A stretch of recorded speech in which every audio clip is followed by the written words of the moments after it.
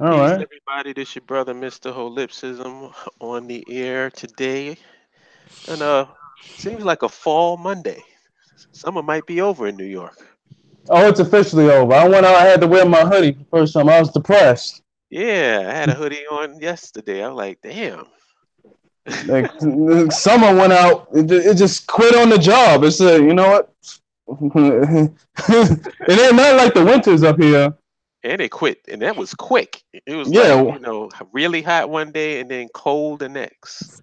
exactly. Like winter here. That mofo that joint holds on for dear life. You be in March getting snowstorms. But yo, peace to everybody in the chat room. Mr. Jones, Robert Grissom, Jamal, Mr. M, and of course, Minister DeWood is in the chat room as well. What's up, brother? I always love hearing Minister and conversing with him. It's always a pleasure. You're always guaranteed to learn something. Definitely, definitely. So, y'all, today we just having a conversation with Holip and Neo Black Nationalists.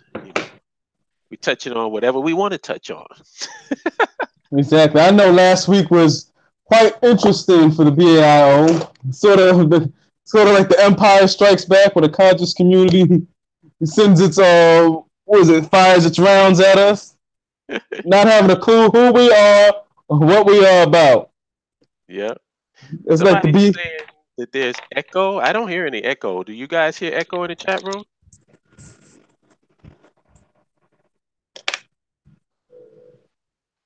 Is Okay, there an echo? Mr. M is saying the sound is terrible. Is anybody else hearing the same thing? Right now, is this better? You sound good to me. How do I sound? Am I sounding echoey? You sound pretty good to me. Okay, Mr. M. I don't How's it know. sound now? It might be something on your end, Mr. M, because I don't see anybody else saying anything. Yeah, everybody's saying the sound is good, so I don't know. But I'm good. So what's up, Neil? Well, What do you wanna talk about? What do you wanna I get into? basically, well, let me see. How's the sound now? Everyone else says the sound is good because I have the headphones on. Other time I Yeah, didn't have. everybody says the sound is good, so it's good. He must Oh, be good, still because on Mr. M's l- um end, because it's definitely everybody else is hearing you good.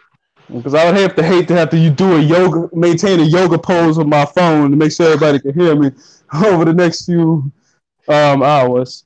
But it's good. I'm glad we can meet up. As we discussed, like in the chat room and saw it, several interesting things have come up during the BIO, particularly you being attacked by an individual who will not be named, the motives of the BIO being questioned, and I didn't know we were scamming people out of money. That's news to me because I certainly Yeah, didn't get a check from anybody. exactly. I didn't realize I didn't even know we had a Patreon account. Did we have a Patreon account? We got a Not GoFundMe page. I done heard all kinds of stuff. I've heard that oh man, it's like a hit list. I'm misleading the people. wow. I didn't know you were leading the people to begin with. I want to know where I'm misleading them to. Like that's a strong accusation. You're misleading the people. When the majority of my shows is about how we need to leave America and go to Africa, so I'm misleading them to Africa. I guess so. They probably think that you would have put them all on rafts or something like that and just push them out into the ocean and say, fly, float away, little ducks. I don't know.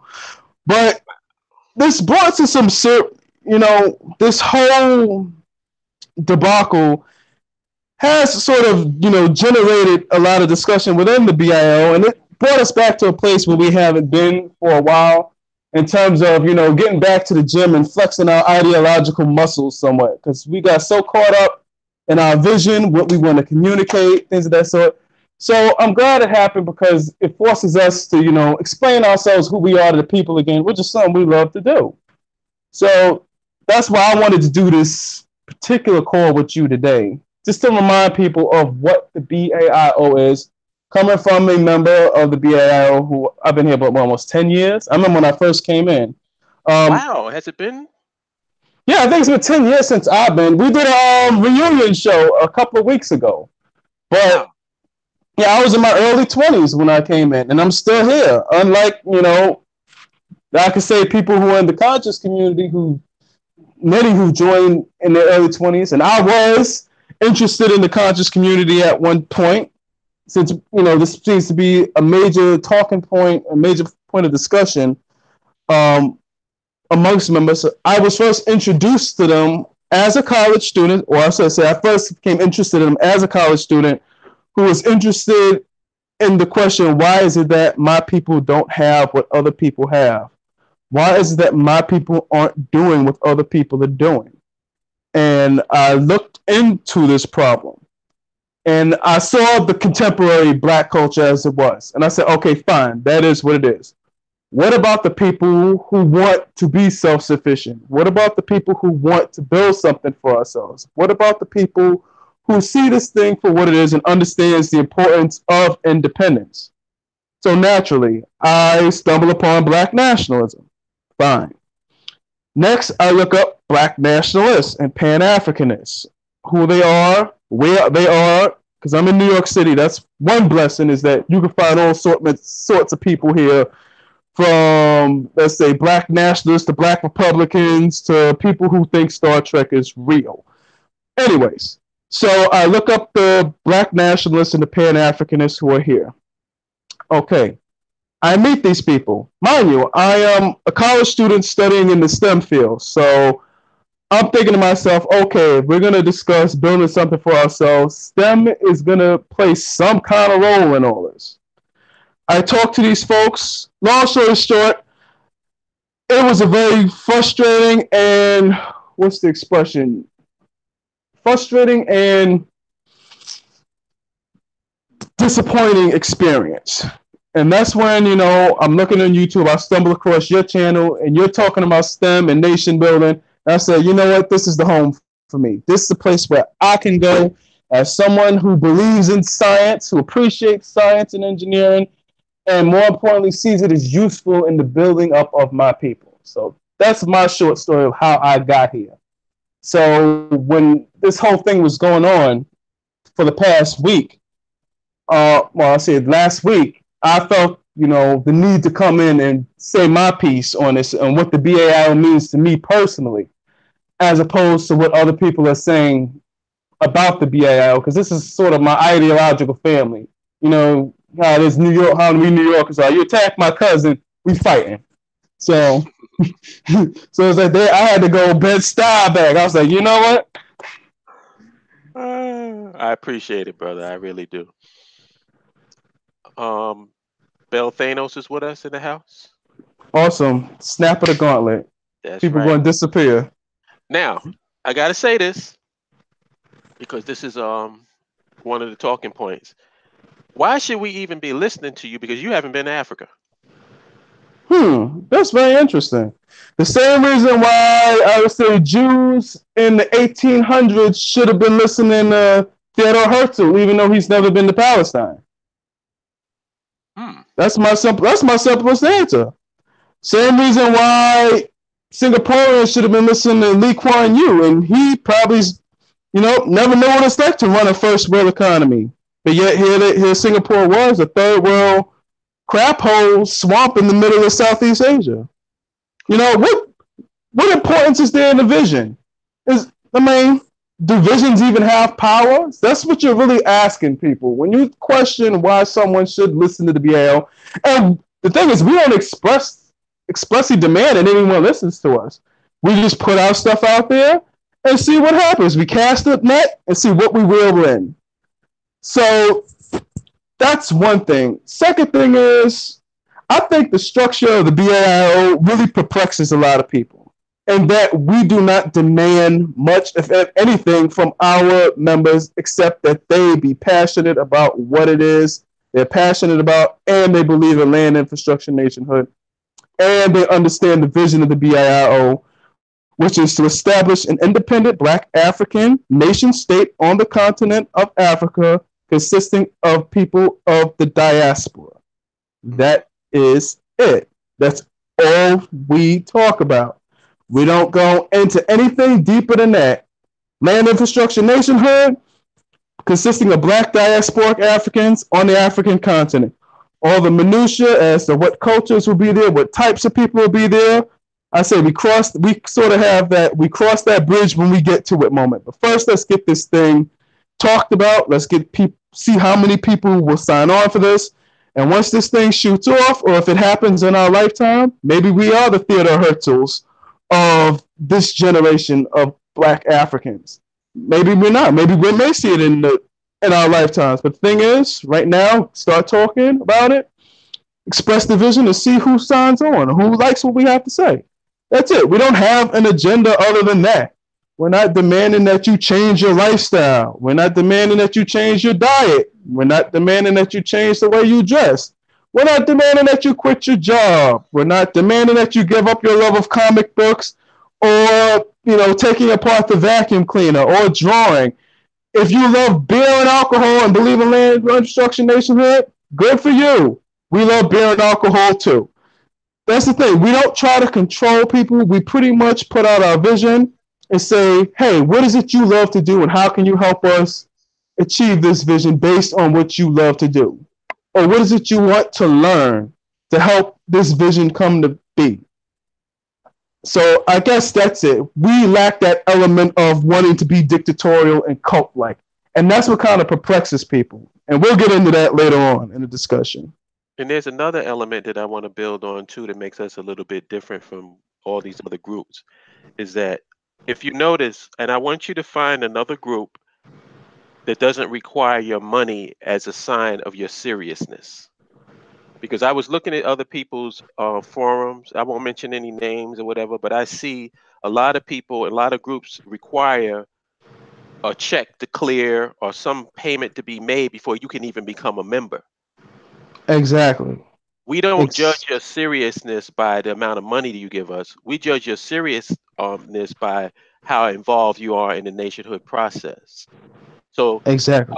Let's clear up the lies, because there's I don't think that there's any miscommunication. Some people are just out and out lying and creating just straight up straw men because they have nothing left. They got nothing. For number one, let's talk about me outside of the BAIO.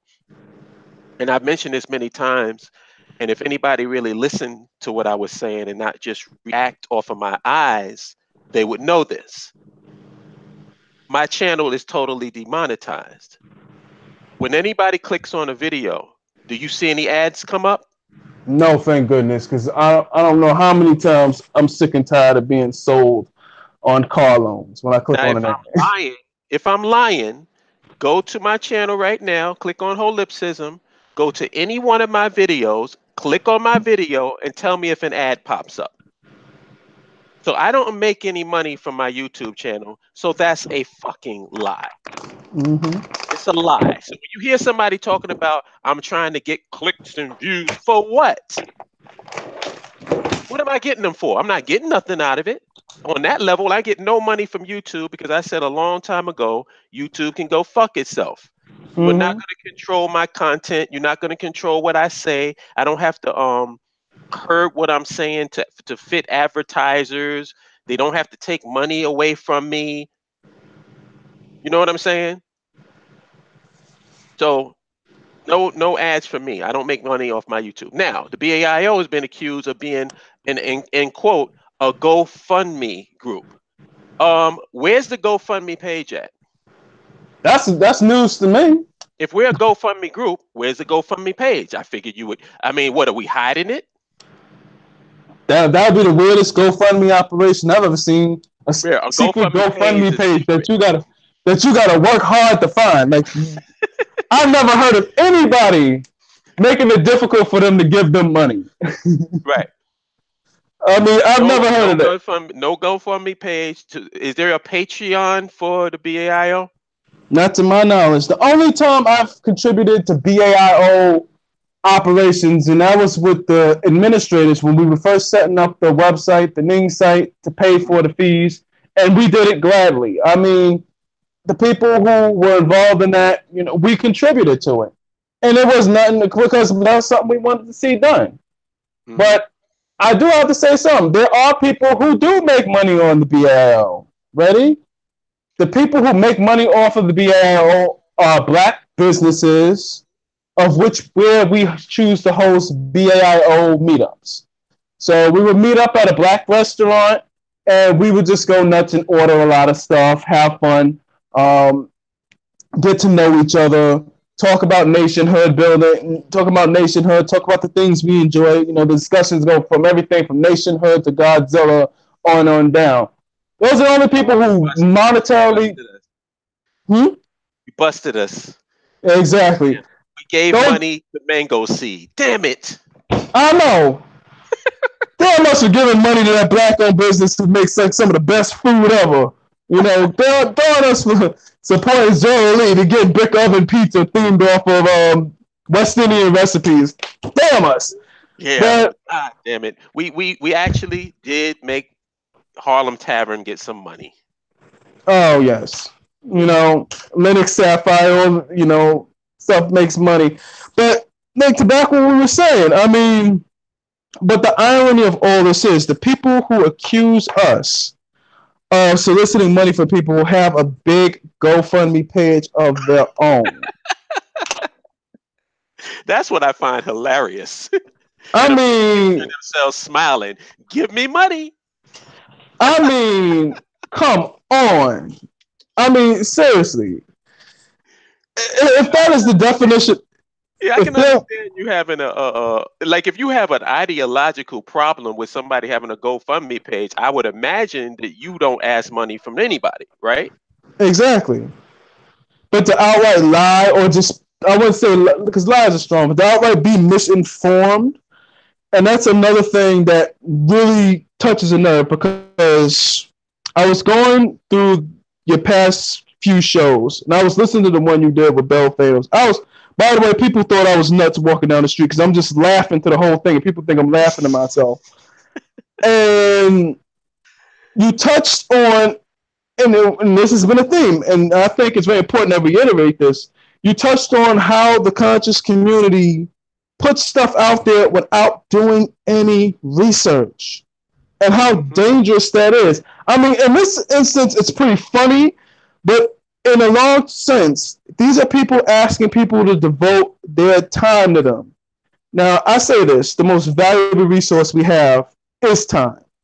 Everyone from Jeff Bezos to an amoeba has 24 hours in a day. That is the only equalizer in this universe is time. How you request someone spend their time says a lot about how you think about that person, and how you have that person devote their time to what you're doing says a lot about a person. You have to really disrespect the person to waste their time, and more so disrespect the person to send them on a wild goose chase, an ideological wild goose chase, and have them waste years of their life. And that goes into how so many people who were involved in the conscious community have become so bitterly anti-black. Not just bitter with the conscious community, but they want their time back, particularly a lot of women who've been stung by this whole thing, who want their time back, who feel that their time has been wasted, and now they want revenge. So this just goes to a point of what we went through this past week when, you know, with people not researching things properly, people just saying things. I mean, we've been criticizing for that's not a problem by much bigger and heavier characters. But it touches us personally in the BAIO because we are a group of people who love our people. And one thing we are very cautious of is to how we have members devote their time.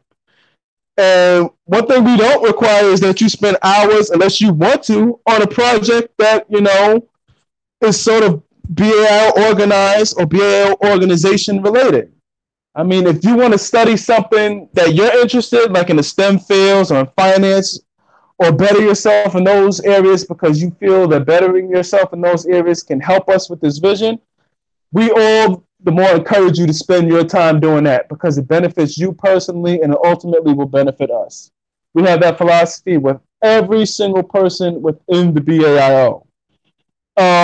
But however, we were not going to say devote like 5 hours to something unless it's a BAIO meeting and we know we're going to all meet up at a black-owned business, and we're just going to happen to spend 5 hours there because time will fly and we're having so much fun.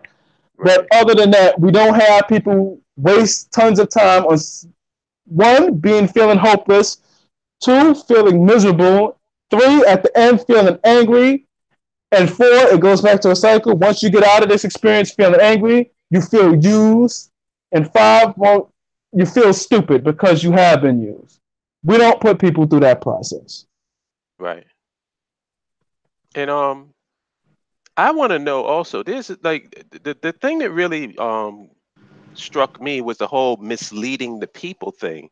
Because one of the things, like when I go and I look over my content, I talk about the importance of Africa, and I talk about us establishing something in Africa, but I've never been to Africa, so I don't recall any shows where I did telling people about specific countries in Africa and what it's like to be there, which would be kind of crazy if I've never been there. So I'm just confused about that. What am I exactly misleading people on? If I never went, if you're living in any African country and I've never been there, how can I speak more about that country than the person who's actually been there? Like I said, it goes to point, and I have to repeat it. You can't mislead people if no one's following you.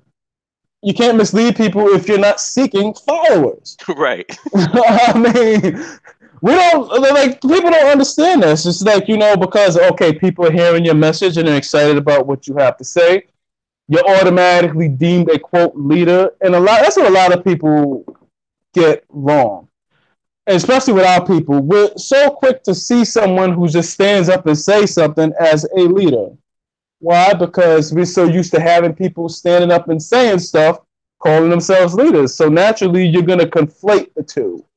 Mm-hmm. And so when somebody just stands up and says someone to say, hey, I just want to deliver a message, you automatically assume that person is seeking a leadership role. So that to me is relatively asinine, or say that you're misleading people. I mean, as far as, I'm concerned, as far as any of us are concerned who's ever done shows, BAIO shows, or BAIO, put out BAIO material, we're just average people communicating a vision for what we want for the future, for ourselves and our future generations of diasporic Black Africans. We're just communicating a vision. I would dare say, we're sort of like, evangelists of nationhood, to, put it succinctly. The only difference is we don't request obscene levels of devotion or money. Right. So that's it. I mean, like you said, it perplexes a lot of people because we talk about things, that are not generally talked about. Not only that, but we slaughter a lot of sacred cows too. And I think that's what pissed a lot of people off too, because we're calling them out for their nonsense. We're calling them out, for how unethical they are with respect to how they use our people's time, how they use our people's money, how they use our people's emotions and their hurt and the things that they've been through. And, we call people out for that. And they are upset that we're sort of raining on their parade, or we sort of, throwing out the spiked punch bowl. Well, guess what? Too bad. We're going to continue doing it. I mean, so... It's really odd, like, because I don't think I've gone the extra mile, and I've said it on many videos and many broadcasts, that if you take Holip out of the equation, let's just say, since I seem to be some sort of a lightning rod, take me out of the equation, pretend that I've been snapped out and I don't exist. Thanos. Yeah. Do you still have a problem with the concept of the BAIO? That's a good question, I mean, you're not even, to be honest, that much of a lightning rod. Colin is far worse than you are in terms of dealing with conflict. It's it's close, son. That's a tough battle right there. Colin seems to enjoy that. He's like a pit bull. He'll latch on. He ain't letting go. I mean, he gets a thrill. I love my brother, but he gets a thrill out of that. I mean, and just to, segue off a little bit about Colin, I always tell people, if you've been involved in the BAIO, And you've not been through it unless you've had a joust with Colin. That's like a rite of passage, so to speak. but but yes, going back to that, I mean, I think it's because you have a channel that has a substantial following. You have people listening to you. People are sort of automatically going to attack. I guess because you're still in their thunder, they believe. I mean, like you said, you don't do it for money. You don't do it for fame. You do it because you have a desire for your people. And you do it because you want to see something happen. That's it. And, and it says a lot about a person who just automatically attacks without perspective. I mean, I think it's a lot of people projecting their insecurities about a lot of things. I don't want to go into a psychology rant or anything like that, but I question individuals who run out of the gate attacking somebody who's doing something that is really not related to what it is you're doing. I mean, if your bread and butter is doing one thing and that person's suggesting another thing, what is it to you? That's like us going on, let's say, Michelle Phan's channel and attacking her because of her makeup tutorials. How dumb is that? What she does has nothing to do with what we're doing. And that's the same thing. I mean, with a lot of quote-unquote conscious community people who are doing something much differently than what we're doing, much differently than what other conscious community people are doing. However, they choose to, for whatever reason, hang their banner on the rest of the conscious community and sort of fight for their their cause, go down with their ship. So that's very interesting to me. I just want to go to the chat room for a second. Bell was asking, what did you think about the show on land acquisition with Dundada? And peace to everybody that came in, by the way. Oh, I actually listened to that show. It was very good. I mean, that's a typical BAIO show. It was very informative in terms of acquiring land, going through the legal processes, making sure you own the land that you've acquired in a lot of spaces. I know a lot of people who talked about acquiring land in Ghana, in which cases people will buy the land, and next thing you know, some tribal king or chief or whatever say, no, the land's really mine, or this, that, and the third.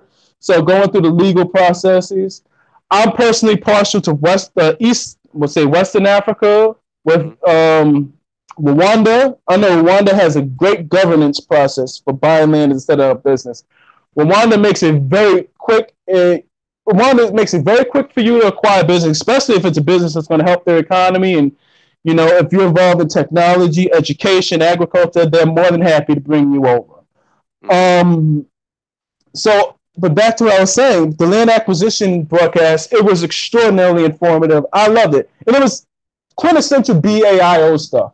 It was not, super exciting or sexy. There was no, controversy attached to it. It didn't produce dopamine on its own in your brain. You had to sit down, listen, and be informed.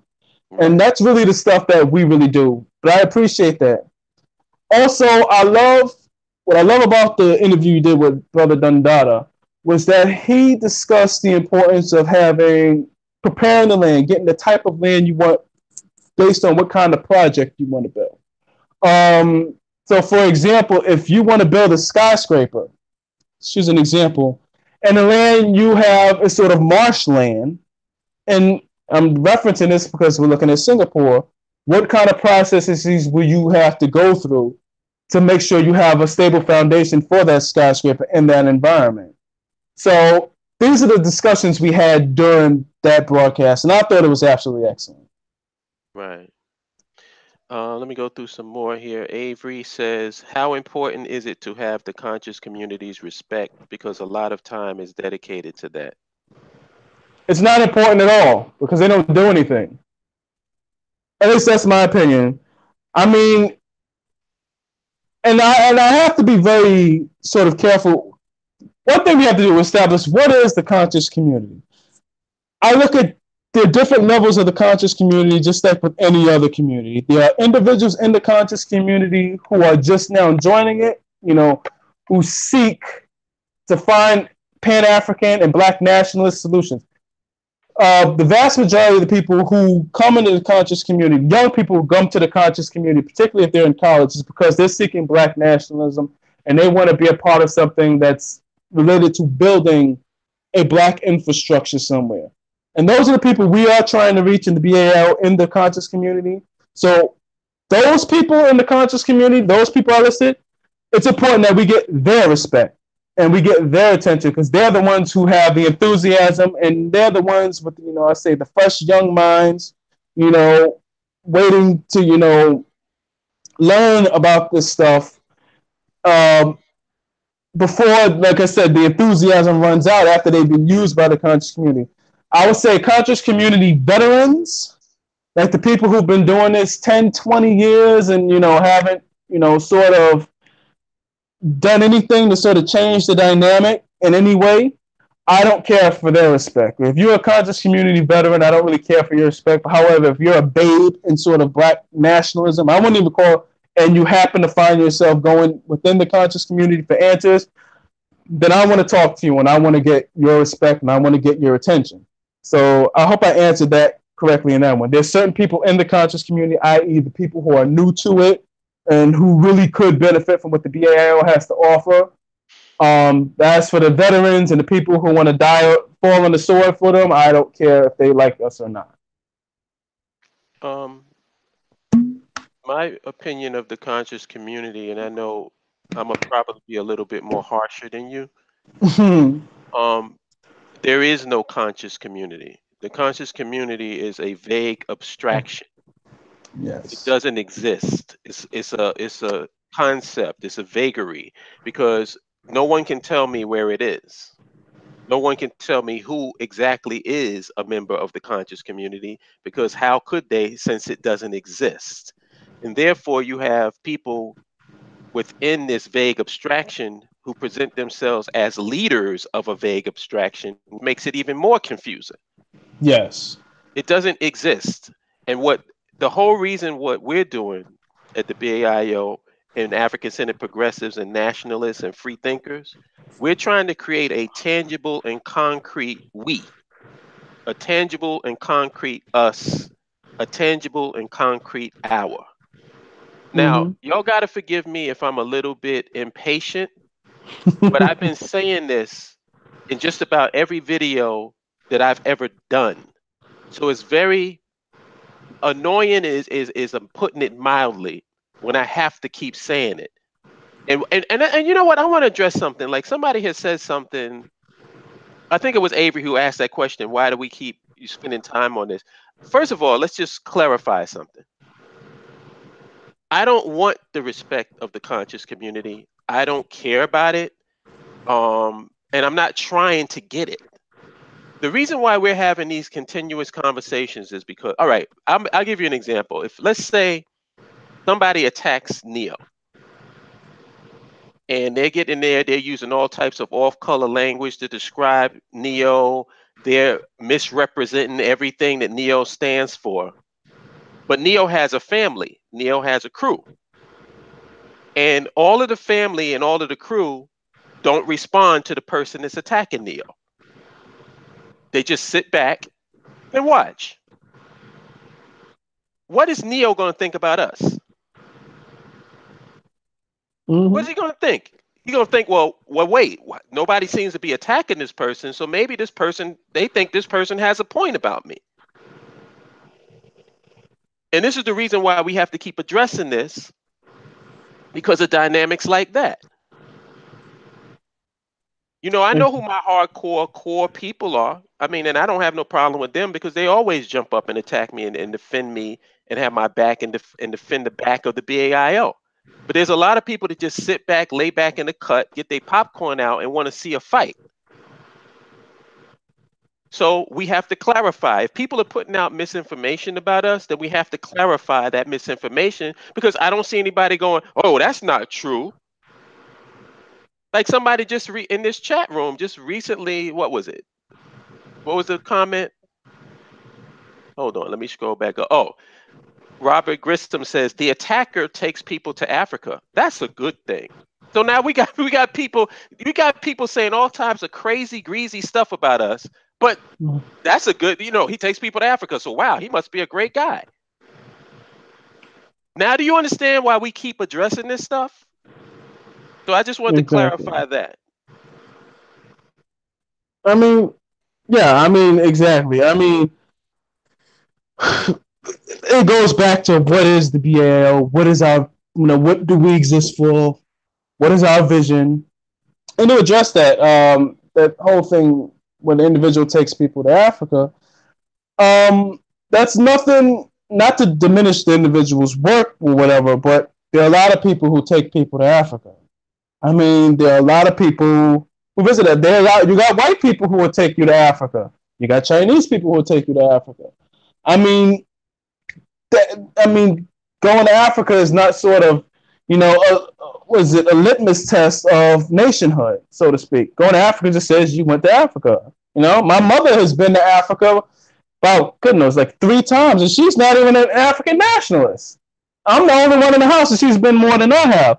The point is that what vision do you have for Africa? And when you actually go there, what are you going to do when you get there? So my thing is that. Another thing the BIO wishes to address with respect to, traveling to Africa, and we were going to discuss this as a topic, African tourism versus African nationalism. So, okay, say fine, you go to Africa, and like I said, nobody in the BIO is against you going to Africa. In fact, we encourage you to go because we want to know, we want you to scout out the land for us, the lay of the land. What is it like? What are the economic opportunities? Everything in this sort, this, that, and the third. My thing is, but once the trip is over and you got to get back to that plane and come back to the United States, the question is, how do you feel when you got to get on that plane and come back? And 2, why are you coming back to the United States in the first place? And the thing is that the BAIO, we address those questions in a serious manner, in a no-holds-barred, no-chaser manner, and more importantly, we address it in a real manner. And frankly, we don't sugarcoat this stuff. The reason you come back to the United States is because you have a life here. There is an infrastructure here of which allows you to have a quality of life that is very comfortable, but you don't like being in the United States because you don't like to endure the indignity of being a third-class citizen. Well, we in the BIO said, okay, we want to have our cake and eat it too. I.e., we want to have an amazing infrastructure to live upon, an amazing society to live upon, that's based in Africa, and that affords us the same quality of life we have any developed nation, but it's controlled by us. That's it. We're not being dishonest about that in any way. We're not saying that, we're not throwing the baby out with the bathwater in a sense. Yes, there is a benefit to having a modern society and a modern economy. And we as Black people deserve that because we're human beings just like anybody damn well else on this planet. We deserve to have a nation of our own with a great infrastructure, great quality of life, great healthcare system, great source of food, clean food. When you turn the tap on, the water comes out. When you flip the switch, the lights come on. When you plug something in, it runs 24/7 if need be. And we as Black people, particularly Black people of the African diaspora, we deserve to have that, but on our own. We deserve to have a nation like that we control and we set the rules and where we can live in peace and we can have the quality of life we want. That's what the BAIO means. Right. So, to dismiss or attack us in that vision based on the fact that, if you've taken individuals to the continent, like I said, there's nothing wrong with going to the continent, but don't misconflate the two goals and two ideologies. One person has, like I said, one thing they enjoy doing, and we have what we seek to do. And if the two aren't related to each other, that doesn't mean they necessarily have to be conflicting with each other. And that's the main thing, is this conflict or this thing happened because folks got in their feelings for no reason. And that's another thing we got to really address. People being in their feelings and at the same time want to lead people. And I'm glad you mentioned it. Let's go back to this discussion of leadership. And I particularly want to ask the women who are listening, because a lot of the conscious, quote unquote, leaders of the conscious community particularly like to target the women. Ladies, would you feel comfortable following a man into a dangerous situation if he blows his stack every time something goes wrong or an adverse situation happens? I just want to know their response if they're in the chat room, or gentlemen, even the brothers too. Would you feel comfortable following a so-called leader who is hyper emotional? Yes or no? And I'll leave it at that. Well, Mel says hell no, and she's the number one woman in the group. Exactly. So she represents the sisters as far as I'm concerned. So I would imagine all of them say the same thing. Hell no. I mean, particularly if you're leading someone, if you're leading a people who have been traumatized on every aspect of their existence, back to the place of their origin. And I've seen the videos of the tours, the dungeons and things of that sort, which is emotionally wrenching in itself. You have to have the coolness and the level-headedness to understand with all these emotions flaring, we still have a job to do, and you have to get folks back on task. But how can you do that if you yourself is going off on another man who's doing something that is not related to what you're doing? That means you're easily distracted and you're easily thrown off. So, and you can't clearly define the slight against you from me. Exactly. If somebody can point out the slight, point it out. If you can copy and paste the slight, and I'm talking about prior to me being barked on, prior to that. Because don't copy and paste my clapbacks. Because I think I have a right to clap back when somebody's being disrespectful toward me. I'm talking about what started it. If you can copy and paste, or you can show me how it was a personal attack from me, I would love to see it, because I don't recall ever saying any words about this dude. All right, I think I have answers to that. And you shared the video in the group chat, and I watched the whole thing. The main thing said individual has is that you, quote, disrespect the ancestors. So, okay, I have questions about that. One, who are the, quote, ancestors? And is this... No, let me step back for that. What are the criteria? Before you even get into it, I want to clarify something. Ancestors denotes that somebody's past, right? Mm-hmm. I'm not disrespecting people that's past. I'm disrespecting people that's living. Exactly.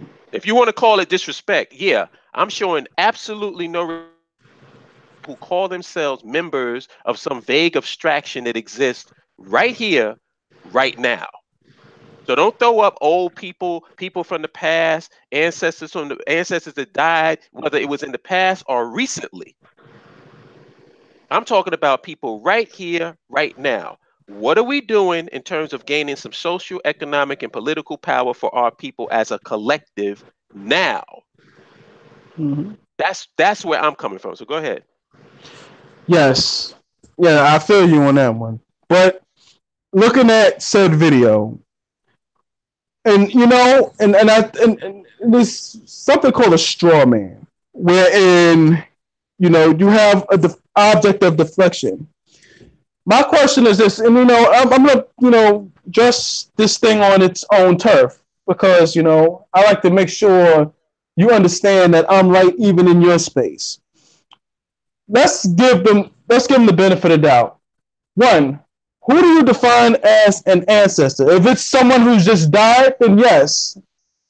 There are some black folks who have died whose memory deserves to be disrespected. I, as a black-centered Pan-African nationalist, progressive nationalist, am not going to pay respect to the memory of W.E.B. Du Bois at all. I'm not going to put him in the same category of regard and reverence as I would Marcus Garvey. That's one. Two, as a young black person, 32 years of age, I'm a millennial, it's sad to say, who is dealing with the ramifications of individuals who have not prepared something for persons in my demographic group, my demographic group of black people, millennials and younger, have to deal with conditions and have to compete with people with far less resources. mind you, people who have people with far more resources, whom when their parents was old as our parents had less resources, I'm gonna have a few questions. And I have a right to be angry at the fact that I'm put in a situation that I didn't ask to be in. Not saying that's a complaint or not, but I didn't ask to be in where I have to sort of run an additional couple of 100 yards in a race, all because the people who were responsible for making sure that I had the right equipment going into this race dropped the ball. And you touched on this about sort of the young people, this demand that young people show respect for elders. And I say respect for what? And we go into this a lot. What is I, as a young black person, alive today, having to compete with young Asians who have more money than I do, had better opportunities for education than I do, and I'm not making excuses, I'm just being real on this. A lot more resources than I do. Young Asians, whites who are gentrifying the neighborhood that I'm living in, who should have been secured by said elders. What respect should I have for those elders who had the resources but threw it all away? I mean, under what grounds am I to respect somebody like that? Please let me know.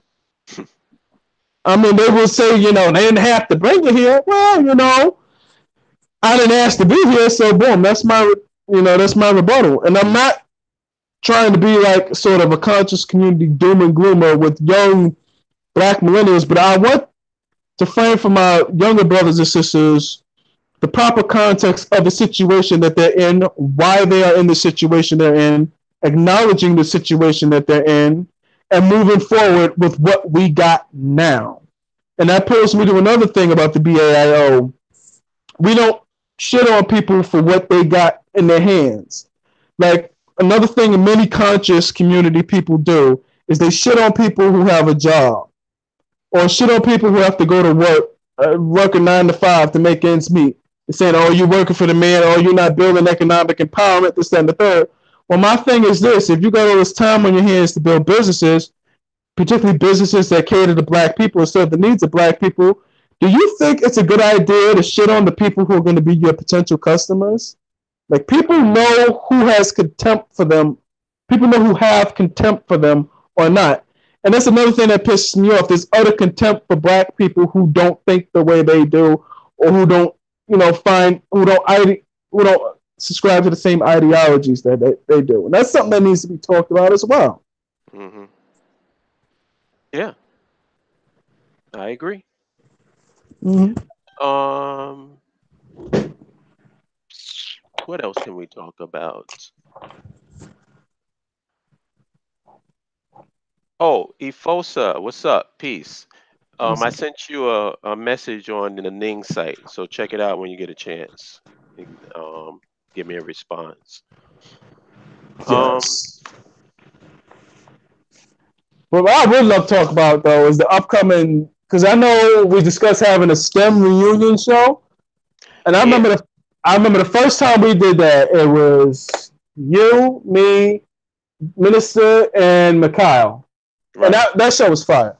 And, I definitely look forward to that. And if we could bring Brother Dundada into the mix, that'll be even better, because we have, the mathematician, we have the security expert, we have the security expert / the solar specialist, Minister Dawood, and we have Mikhail, who was, a research scientist. He was doing doctoral research in nanotechnology. Right. It's absolutely fascinating to have all these heads come together and, sort of jug up the enthusiasm for STEM and how it applies to a nation, and actually talk about ideas and visions. Right. And that's what I really enjoy talking about. Like, how do I apply this idea or to this vision? How do we make this happen? And sort of reflect on that meetup. It was a lot of fun, actually. Talking about incorporating enhanced geothermal systems into a sustainable power grid, using nanotechnologies for better sources of medicine, putting in it for defense. We even discussed nuclear technology. That was a blast. I can't wait for that next one. Oh yeah, we're gonna get into it even more. and we do Exactly. it even more. And to be honest with you, it's like I feel, and I want to address, some of the people in the chat room who don't really have to deal with this stuff. Just keep in mind that there's a lot of stuff that we keep free from you, and there's a lot of stuff that I don't want inside the BAIO. So a lot of people don't even know about what we're even talking about because we're not engaging in the back and forth drama in the YouTube, the YouTube soap operas. We're not doing that. That's the reason why Yeah. you don't know what's going on. And I trust me, I understand your frustration because you're like, oh damn, why are we talking about this? Let's talk about something else. Trust me, I totally get it. But I think in our defense, we've been holding back a lot and we haven't been addressing a lot. And I'm just personally pissed. I think what really bothered me was I went and I checked out the comment sections of that video, Hmm. and people were just spreading falsehoods about the BAIO. Exactly. Like they were painting the picture as if they're telling the guy who's attacking us, yo, don't get involved in all this negativity, brother. You bigger than that. I'm like, wait a minute. We're not saying anything. We're We're not the ones that's stunning. being attacked. We're not saying anything. We haven't said one word about this dude. Exactly. You know what I'm saying? So that's the part that's like, for me, it's kind of frustrating because I hear some guy he was on there talking about the BAIO as a GoFundMe group. We're a ghost organization. What does that mean? A ghost organization? I mean, I'm assuming you're like MK Ultra, some kind of CIA op or whatever the hell it is. People love to throw terms around just to seem effective.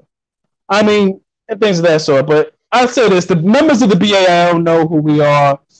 Um, Certainly, the administrators know who we are, what we do. We have Wait, our wait, wait, people. wait, wait. Pause for just 1 second. I'm sorry to interrupt you. Brother Free says, but here I am, a potential member, but I've yet to be sold on the reason I came. Let's stop right there. Who's selling something and I'm trying to get what you came here to be sold something? Could you elaborate on that? And while he types that out, you can make your point that you was making, Neo. Oh yeah. So BAIO members, we know what we're here for. Hmm. Um, if you have been in the BAIO if you're part of the BAIO group on Facebook, you kind of know what we want based on what we post about.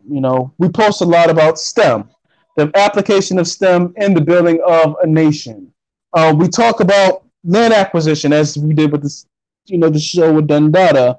Um, we talk about a myriad of different interests and skills, and we don't put anybody in a box. Just because you're a visual artist doesn't mean you can't contribute to this process. I mean, a nation is more than just politicians, engineers, and a military. A nation consists of a people. And what our goal is, and I have to restate this, our vision is the establishment of a Black African independent state on the continent of Africa for diasporic Africans. Basically, in in layman's terms, we want to have our own country in Africa and run it ourselves. There you go. That's it. And why we want that country in Africa? Because we're tired of being treated like third class citizens in the United States, in the United Kingdom, in Europe, Asia, and elsewhere. It's about a request for dignity and to live dignified lives in a nation that we can be proud of. That's on par with everybody else's. Because we're tired of being told that basically you all a bunch of users who use up our shit and you can't have your own. And we're pretty much saying, fuck you, we're doing it on our own ourselves. So if I haven't distinctly, voiced what the BAIO is in layman's terms and you sort of lower layman's in sort of street terms, I don't know what it is. And if you're not sold on it, that's fine. There are other individuals who will be interested in what we have to do because we know we're not going to win everybody, and we're pragmatic and we're realistic about our expectations. Not everybody's going to be on board, and that's fine with us. But we will defend ourselves, and we will defend the integrity of this organization if directly attacked, and that's why this part of why this discussion has happened. And my brothers and sisters who are listening, and you are a bit, tired of this discussion. Believe me, we are too. And we're going to get into going back to regularly scheduled programming shortly enough. But this has to be answered because part of having a nation, even if it's not a physical nation or even if it's an organization based on the concept of nationhood, is defending that nation and defending the integrity of that nation. Oh shit, I'm sorry, yo. Minister, what's going on, brother? Yo, I just clicked this link. I didn't even know I was gonna be jacked in. My bad. Oh, well, you here? Well, yeah, might as well be a part of the discussion. Yo, here I am. I'm like, what is this link? I jacked in, and then I see these icons. I'm like, oh shoot, my bad. Yeah.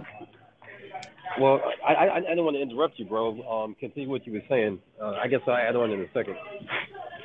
All right, no problem. I actually was just through completing my thought because, and I would say, and what I would say what most upsets me about this is the fact that there are people who want, like the brothers in the chat room, who are frustrated with the fact that we're wasting our time on this.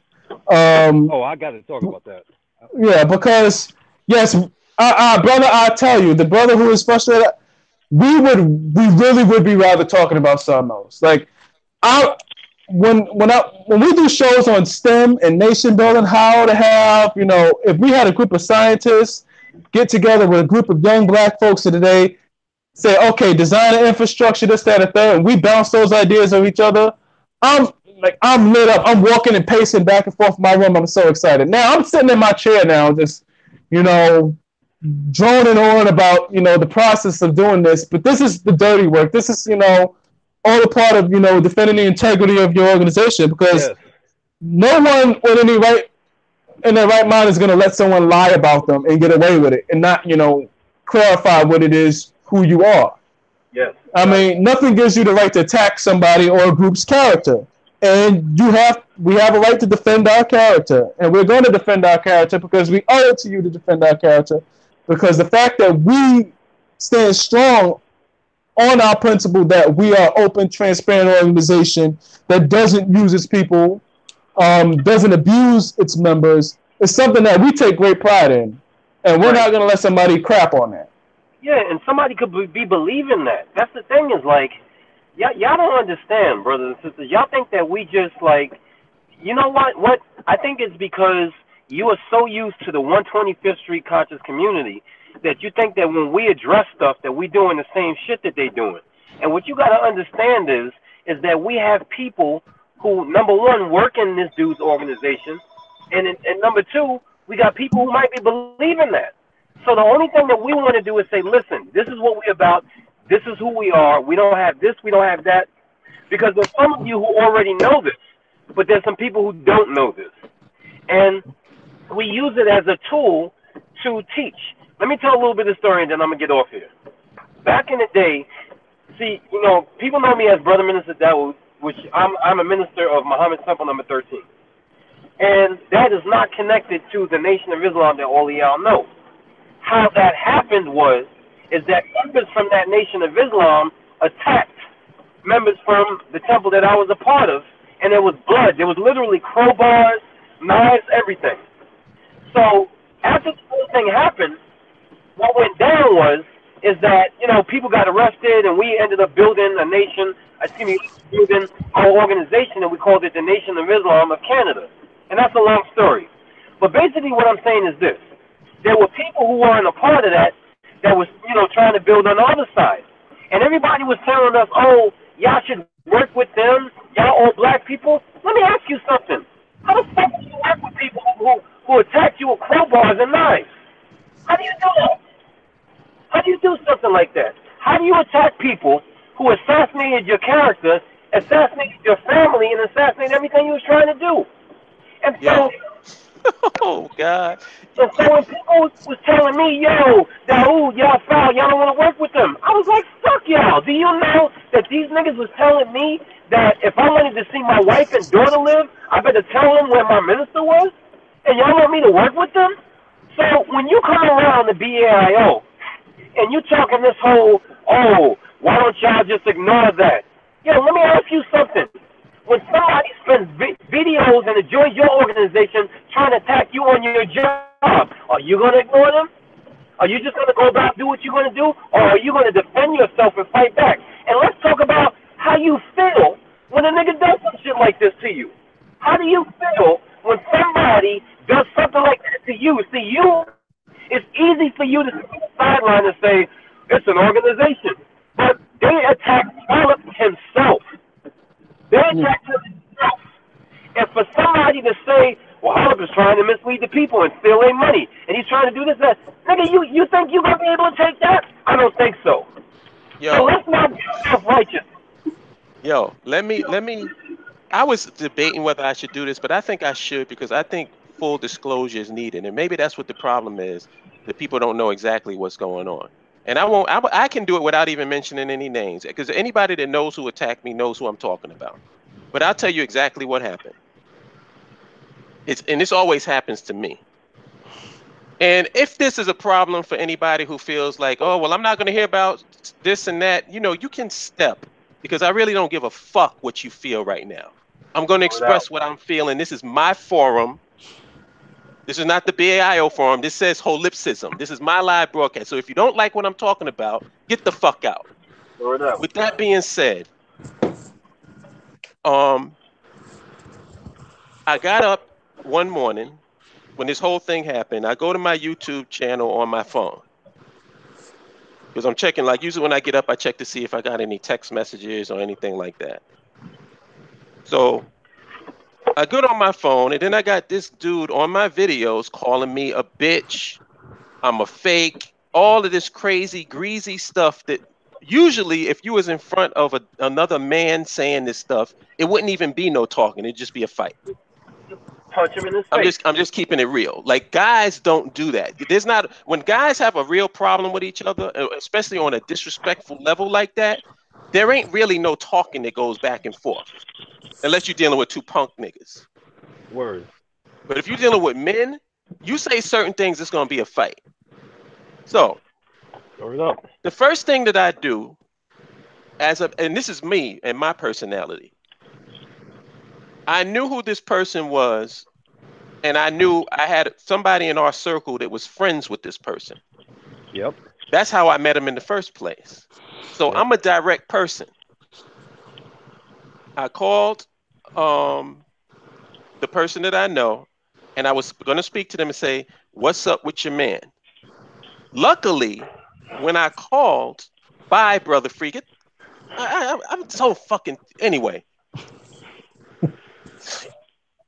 These guys, it's all about them. We're talking to explain the situation. All they can think about is their goddamn self. Right. Jesus Christ, man. But anyway. He's the main reason why I called. Yeah, I mean, come on. I called in to this person and I speak to them. And luckily for me, the person that was directing this attack against me was in the background. So I said, put him on the phone. He gives the phone to the dude. And I asked him, what's going on? He didn't even hear anything that I said. He started screaming, cursing at me. Like it was almost like I felt like I was on the phone with my ex-girlfriend. He was literally hysterical on the phone, yelling, cursing. He said, and I quote, if you bring homosexuality to Ghana, I'm gonna cut you up with a machete. End quote. All this crazy, greasy shit, calling me a faggot, said that you sleep with boys. This is the stuff that he was saying to me, and you guys are acting like this is an infight. What infight? What infight? There is no infighting in the BAIO. Exactly. Absolutely none. What you have is outside groups who don't know shit about us attacking us. I just want to say something to that effect. As a disclaimer, most BAIO members are interested in East Africa. We don't even have an interest in Ghana. But go ahead. Right. To that extent. Thank you, Neil. Yeah. So basically, my whole thing was I'm going to talk to this person and see what the problem that they have with me. Never in this conversation did I get, it wasn't really a conversation. It was him being hysterical on the phone until the phone hung up. So I called back, got the same person, and this dude was going off in the background, and he was really heated. And I'm saying, what did I do? I asked her, like, what did I say? What did I say about him? What made him come at me in particular? I didn't say anything about him. Right. You know what I'm saying? So at that particular point, and it was like I was talking with the person that I know, and this person was in the background. Nothing really was produced from that conversation. This is full disclosure, y'all. Full disclosure. I wish that I had recorded it so that you know. So in my mind, this is how I articulated it. If there's any men in this chat room, and you know that this is true, like Minister knows, me and Kala have gotten into it. But Kala's a man. If Kala has a problem with me, Kala can articulate to me exactly what I said and why he has a problem with it, and then explain his point of view. Yep. Everybody. Yep. I mean, me and Minister haven't gotten into it, or me and Neo haven't gotten into it, but we've had discussions and disagreements and stuff like that. But we talk like men. It never gets to a disrespectful, greasy level, because first of all, only bitches, and I'm not being, just hyperbole. This is true. Only a bitch nigga will get on the phone and amp himself up in order to have a conversation with another man. And this is the person you want to lead you into another country. Exactly. So if civil unrest or something breaks out. Yeah, only a bitch ass nigga, because bitch ass niggas got to build up their courage to get on the phone. Right. Why couldn't you just, if you heard that it was me on the phone and you heard that I wanted to talk to you, why couldn't you just talk to me like a man and say, this is the problem that I have with what you did? Because I didn't do anything. Right. And I want to address. If I got a problem with you, son, if I got a problem with you, I ain't going to make no video about you. I'll call you. Just like I did. I called. I didn't have his number, but I had the person that he knew. And when I knew that it was him, I said, get on the phone, put that dude on the phone and let's talk. But brother, I want to address him because you said something very interesting. He started, from what you said, something about if you try to bring gays to Ghana. First of all, the BAIO is not a pro-LGBT organization. We've always made that clear. One thing we did make clear is saying that it's not a disqualifier in that sense that if you have skill sets we need to build a nation, and you happen to be gay or whatever you do in your bedroom, and it's not, you know what? If we need you for a project, if you're an architect or if you're a surveyor and you happen to be gay, it's not going to interfere with your surveying a piece of land in order to get some shit built. Unless you have your wang out and you jacking off in the middle of the I mean, then you're going to have a problem. But for the most part, we are pragmatic. We're pragmatic about the world we're living in. And if we need something done, let's point this out, Neo. These guys, we live in America. More than likely, if you work in corporate America or any business, you're going to be working with gay people anyway. Are they fucking each other on the chest? No, exactly. Most of them are there doing work. You know that they're gay, but you don't know nothing about their personal life because they go there, they do their work, and they leave. How is that any different? So am I saying something that's really outrageous? My thing is, there's Christians in the BAIO. There are Muslims in the BAIO. Are we going to kill Christians because we don't agree with them? Or does you being a Christian disqualify you from being in the STEM field? I feel like an idiot even addressing this. But here's the thing, and I'm glad you mentioned the Christian thing because, like I said, there's a brother who is a Christian, Bible-believing Christian, everything. He sent me a personal message. I'm not going to say his name or anything like that, but heavily involved in the STEM field. And he's a BAIO member. Did research, in laboratories, advanced research in laboratories. He's a Christian, but involved in the BAIO. Him being a Christian had nothing to do with what we were talking about at all. Him being a Christian had nothing to do with building a STEM infrastructure. You being gay has nothing to do with building a STEM infrastructure or any kind of infrastructure whatsoever. So what you do in the privacy of your home does not disqualify you. And that's what a lot of people don't understand. Is that you're going to need the knowledge when and wherever you can get it to get a job done. You have to be task orientated when it comes to this stuff.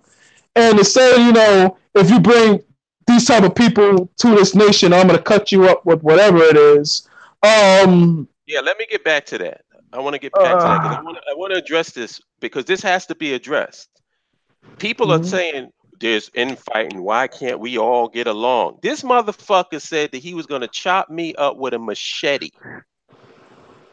Something, and I will say this, and I feel very comfortable saying this in an open forum. Something that his bitch ass would not say to my face.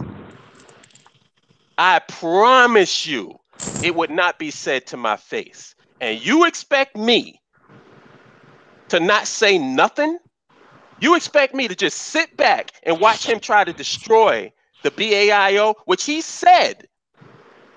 He told a member of a top member of the BAIO that his mission is to destroy the BAIO. And you expect me to sit here and do nothing about it? I'm just supposed to sit back, watch my name being dragged through the mud with lies, watch the BAIO and what we stand for being dragged through the mud with lies, and I'm not supposed to say anything about it? Because, and I'll be honest with you, I don't really see no contingent, no army of BAIO people swarming that video and saying anything to the contrary. So what am I supposed to do? I'm just supposed to sit there and watch it go down? Come on, man. You know what I feel like, Minister? Me and you had a conversation on this before.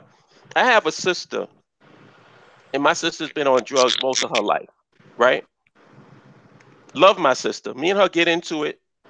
You know, but we've been cool, like since my mom passed, and even before that, we've been cool with each other. And I love my sister. Like, despite what she is and what she does, I don't hate her.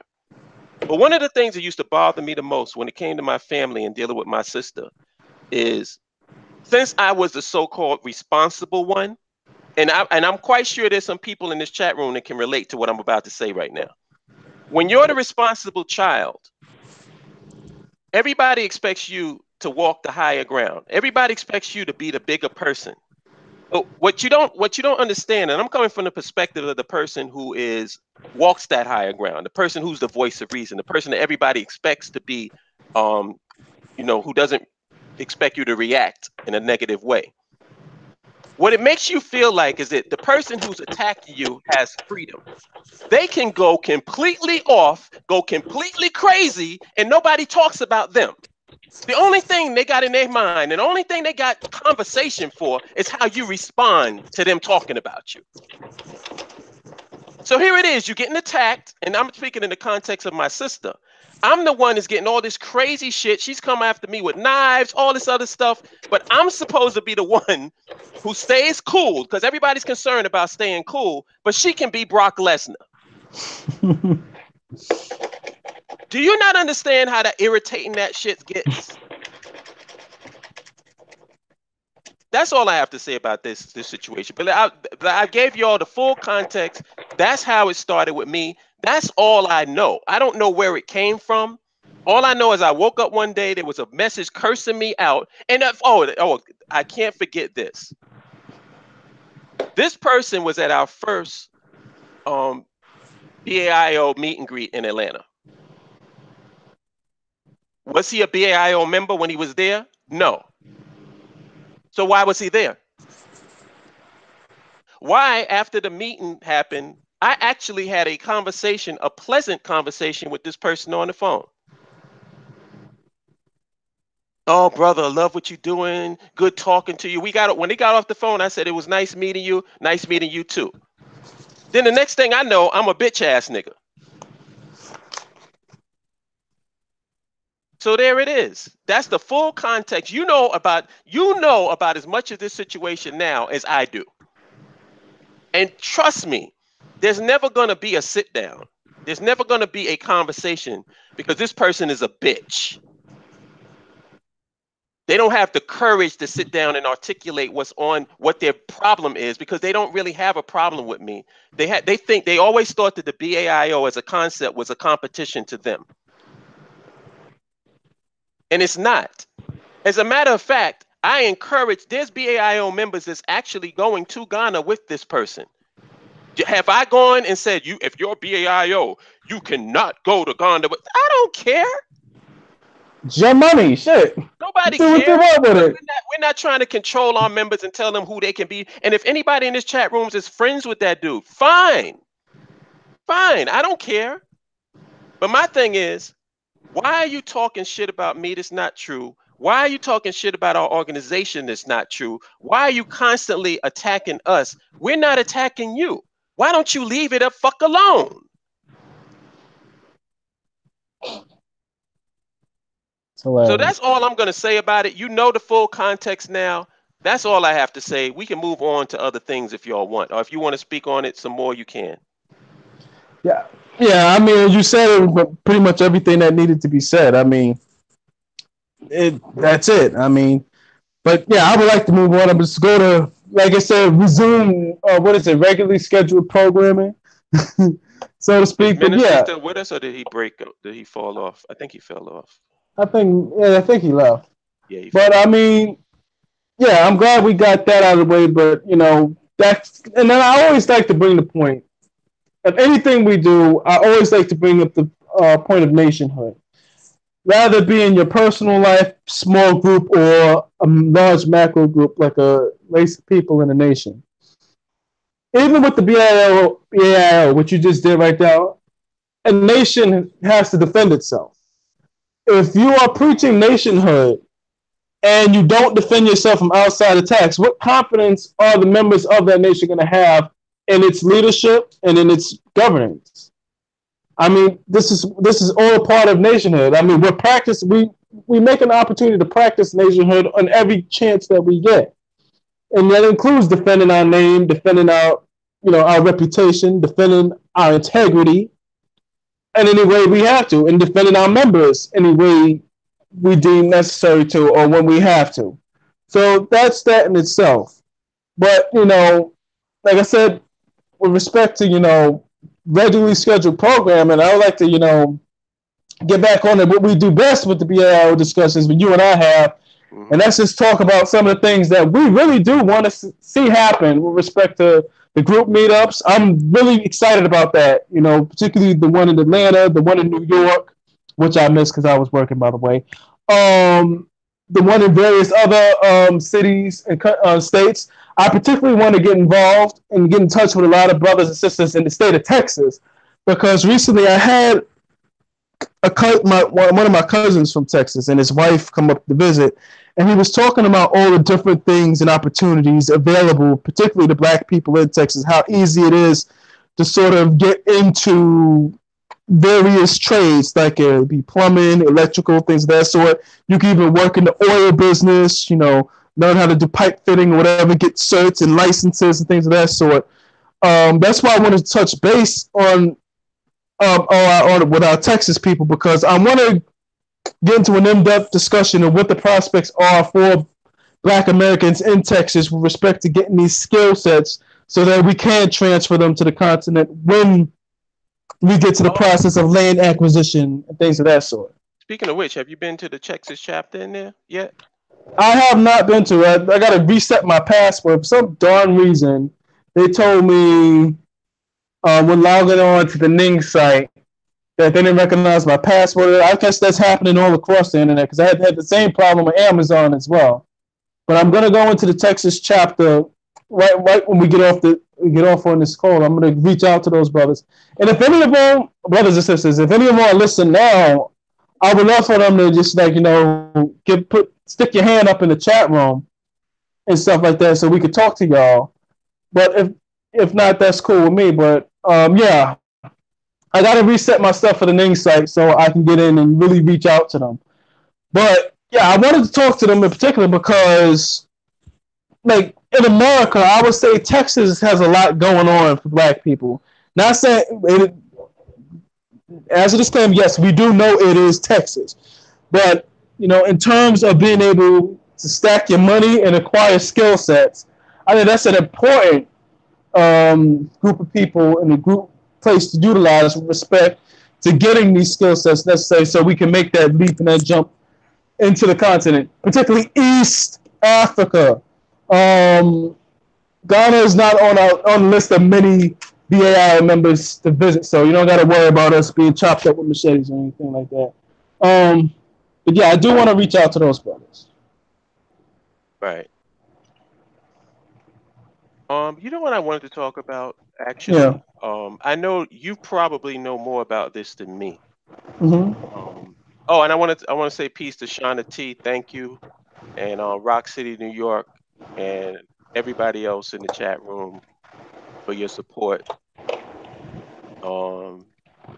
Deontay Ford, all of you guys. I can't say all your name, but everybody in the chat room.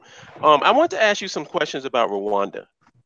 Yes. Oh, one of Our Kyle's favorite places too. My eyes have been on a different country in Africa. I was more looking at Namibia and Angola. But I want you to tell me, or give the people some information about Rwanda and why Rwanda just leapfrogged ahead of a lot of different African countries in terms of viability for what we're talking about. Oh, certainly. Well, that's a question. Is Kyle in anywhere in the chat room? Is he anywhere around? No. Oh, darn. Because I'd love to have him here with this too. But what I love about Rwanda, and if you've been following in the BAIO page, or if you're, my friend on Facebook, and I've been posting several things up about Rwanda. Rwanda. Oh wait, yes, he is. He is in the chat room. Oh, good. Tell him to call in. I think I'm brave enough to speak over him now. I think I can take him.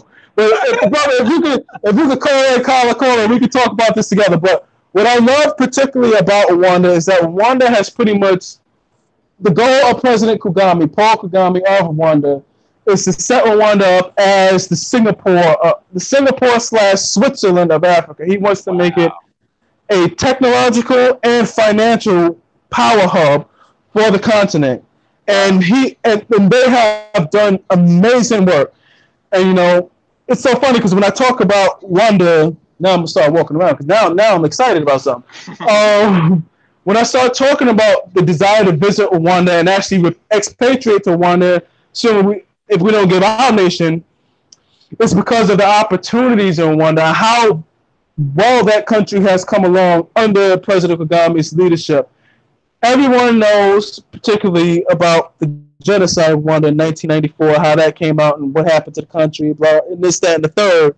Mm-hmm. What people don't know is the amazing transformation that happened in the 2000s up until now, under Paul Kagame's leadership. There we go, brothers. Oh, your mic is on. What's up? What's up, brother?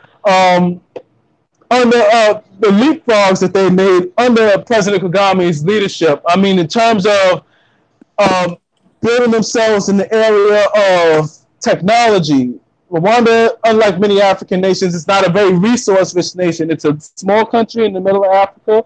It has about the same climate as Costa Rica, which I was fascinated with because I went to Costa Rica and absolutely loved it. They're looking for people who are experts in the field of tech. They're looking for people who are willing to invest money in the country. It's probably the easiest country in Africa to set up a business. You can get a business set up in a week. They've been voted the #1 country in Africa in terms of governance. When you get stopped by the police there, it's probably because your seatbelt is off. You didn't fasten your seatbelt or something. You're not going to get bribes. Low corruption in Rwanda. It was also Kigali, the capital. If you drive through there, it's probably the cleanest city in Africa, if not one of the cleanest in the world. There's just not a piece of trash anywhere. And a lot of people who are non-black who've been to the city have said that in terms of the great pace and strides that Rwanda is making. And why I see it as a destination for BAIO members in particular is because it has these favorable economic, social, and infrastructure-wise things going for it. Like I said, they're building up infrastructure. I posted a video on Facebook about African Americans who moved to Rwanda. And one sister said she wakes up, next morning she's out for a drive, and she sees a new road there. And I just love the philosophy behind this country. They are totally self-sufficient. Paul Kagame makes no apologies when telling other African nations, listen, we can do this by ourselves. My little country, Rwanda, we built ourselves up by ourselves. And we believed in ourselves with nearly not even a small percentage of the resources you guys have. What's the issue? So that's why I'm totally excited about Rwanda, and I'm sure Carla can extrapolate on this much more as well. Yeah. Hey, what's going on, Holip? What's going on, Neo? Hey, what's up? What's going on, Holip? What's going on? Hey, before I start, I came on the tail end of something. What was going on? Was it our friend again? Yeah, of course, him. Yeah. Yeah, what happened? He called in? Nope. No. We just were clarifying and just clearing our name with some issues because, like I said, and I know how you feel about this. It's like sometimes it feels like we have to defend the BAIO on our own. Yeah. We have to. That's what leadership is all about. You know what I'm saying? Taking leadership. So when I see somebody talking shit about this organization, and especially telling lies, then I have to address those lies and make sure, because for some strange reason, when people lie on us, you have certain people who say, "Oh, well, they have a point." They look at that, and then we have to. It's like it's annoying to me. It's Negroism. You know what I'm saying? And like, let's say this before I get started, right? I'm watching this video that Thorough Essex put up right with this chick. I don't know who she was, some entertainer, hood rat chick. So about dude got to be thug. He got to be thug. I was with this one dude. He was right for me and everything. He treated me good, but I just couldn't get with him. He just wasn't thugging him. I need the irresponsible bad boy. This is what's going on in this movement right now. You know what I'm saying? Black people got the hood mentality. They know the BAIO is the right way to go, the right thing to do, right? But you would rather send your money to all these other people and everything, knowing they ain't no good, knowing they're spending your money, but you want to basically clear your conscience and say, I support this movement. I support this movement. Well, why do you just give your time and effort to the BAIO? We're not asking for money, because we ain't gonna make it that easy for you. If we ask for money, that would let you off the hook. That means you don't have to do nothing else. Right. You have to do no responsibility. You think you're going to send us some? Well, we don't need you a little bit of money. You know what I'm saying? We want your soul, your heart, your blood, and your future. You know what I'm saying? We want you to invest yourself in it. We want something more, folks. You know what I'm saying? I'm coming for people's souls. You know what I'm saying? I want something more. You know what I'm saying? I don't want your money. And minds. Winning hearts and minds. And your soul. As a disclaimer, Carla is not actually going to take your souls. For all of you who are spiritual, no. It's a figure of speech. I know. Well, you know how it is, because nobody actually listens. But what they do is they take what we say and try to twist it so they can try to turn people against us as an organization and go against what we're about. It's just complete straw man after straw man after straw man. And the funny part about it is I've addressed all the straw men, but they keep resurrecting straw men for me to address again. It's like it's not even new straw men. All this stuff. It's like whack-a-mole. You whack one and another one comes up. Yeah, it's ridiculous. Yeah. Get the likes up, y'all. Get the likes up. What he was saying about Rwanda is absolutely right. And also, this situation in Ghana. You know what I'm saying? I like I said, Ghana. I love all my African countries and everything like that. But to be perfectly honest with you, there's too many people who think they're going to land on a plane and there's going to be this pan-African panacea absent any hard work or contribution. These countries, Ghana right now recently had a riot, which one of the ministers was almost lynched because they said the economy's slacking. He didn't build all the stuff he said he was going to build. The same thing happened in Nigeria. You know what I'm saying? People are revolting because the economies are getting bad. The only country in Africa, Rwanda. You know what I'm saying? Yep. Why? Because they have good leadership. And so, therefore, people say, let's go to this guy. I said, this brother on the Ning site today, he said, I got $200K. I want to invest in Africa. When I'm like, dude, bro, please seek counsel. You got $200,000. What? You know what's so crazy? I bet you that same person that got $200K has not joined the fucking free BAIO site. No. He's on the BAIO site. He's in the BAIO. You know what I'm saying? He's in us, right? But he's like trying to decide. He's trying to decide what country to go. He says, I find that getting if he's for real, he says, I find that getting a passport and getting to say is not easy and all stuff like that. I like to start a business. Getting a passport from where? Where's he in the United States? Yeah, United States. He said trying to get a citizen. A passport is one of the easiest things you ever do. Excuse me, not a passport. Visa and permanent residence. Sorry about that. That's not hard at all. My brother got one. Check this When he out. went to Brazil. I told him, I said, look, man, first of all, when you go to Africa, Africa's into Africa, you got to look for a country that's doing well. You know what I'm saying? A country that's basically doing well. Ethiopia right now is doing well. You know what I'm saying? Its economy's growing. Rwanda is doing well. They're looking for some stability and people to invest and stuff like that. You can go there and compete if you have that sort of money. And it's safe. And they have a great infrastructure too. Right. And I told him, I said, look, the whole idea of this organization is the infrastructure. We're going to start taking rating African countries, but people go there, you know, every day. And also we're going to get World Bank and different other international organizations index and use that as a measuring metric for rating infrastructure in each country, right? Because people say, I want to go to this country. Well, let's check out the infrastructure. What part of the country you going to? You know, there's no roads, no connecting to a grid. There's stuff like that. Do you know there's ethnic conflict in that area, right? That region right there. All the stuff like that we want to have people on the ground know the feedback to the social network. You know, and I tell people. It sounds to me like he got some money in his pocket and he's just hot to spend it. I'm like, listen. I know for us, we don't want your $200,000. What we want you to do. Where are you from? Where's he from? What state? I don't know. He put up a discussion up. I can't remember. Yeah, we're more interested in him getting with his local chapter and finding out what he actually does. Oh, BAIO, how do you make that 200? How did you get it? If it's from a life insurance, like if you made that $200,000 trade in the forex market, you started out with $2,000. We would probably need you to teach classes on forex and how to get other people to do that too. I'm more interested in that. Forming a consortium. Exactly. A business group. Well, this is what I'm talking about. This is another thing. We have this thing, and I'm not trying to throw anybody out there and everything. We have people. Why is it that people seem like they're more unified in America than they do when they go to Africa? Okay, we put up these different groups in Africa. I got a Ghana group, but the people in Ghana group aren't communicating with people. Like, you know what I'm saying? Mm-hmm. And I'm saying, you're about to make some big mistakes here. You know, with the land, $8,000 for an acre of land. Are you crazy? You know. Hold on. Is it Mr. Jones you talking about? No, it's another. So, somebody says Kala is misquoting me. Wait, is he talking about the Ghana thing or this guy you're speaking about? I don't know. Check this out, brother. If I'm misquoting you, please clarify. Cause I'm just trying to help. You know what I'm saying? I'm with you. You know what I'm saying? We love you, but we're just talking off the top of my head in general, not you specifically.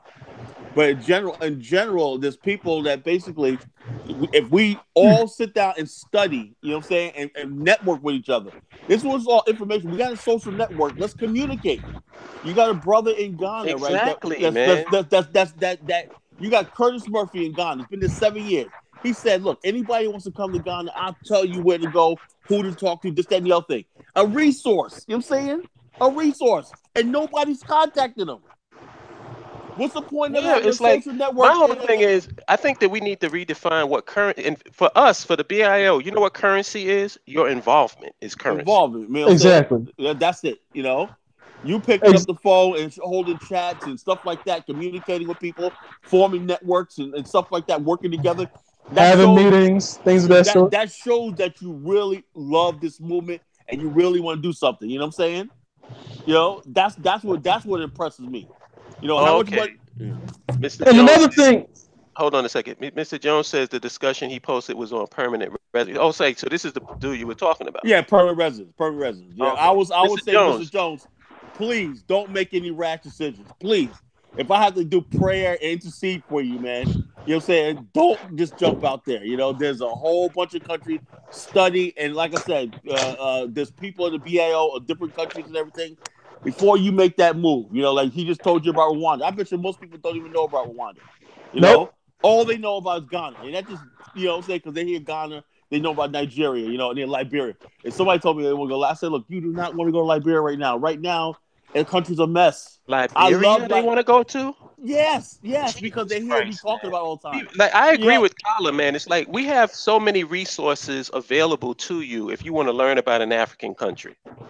Yes. So many resources, which brings me back to Rwanda, because since you're both are into, because you know more about it than me, I haven't dug into it. I love the country. Yes, and one of the big reasons Kyle and I picked Rwanda because Rwanda is the closest in terms of transitioning if you're going to leave the United States, because you have great governance, the police are honest, and it's safe, and the infrastructure is good. When you turn on the lights, they will be on. You plug in the AC, it will stay on. Yes. So if you want to have that sort of easy transitioning into an African nation or into residency on the continent, that's the way to go. In addition to that, it's even better if you have a skill set with respect to infrastructure, or if you have a skill set related to technology, or something that involves technology.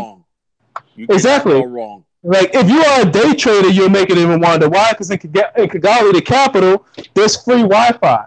So you just bring your laptop with you, you can do your business. And they have their own stock exchanges growing.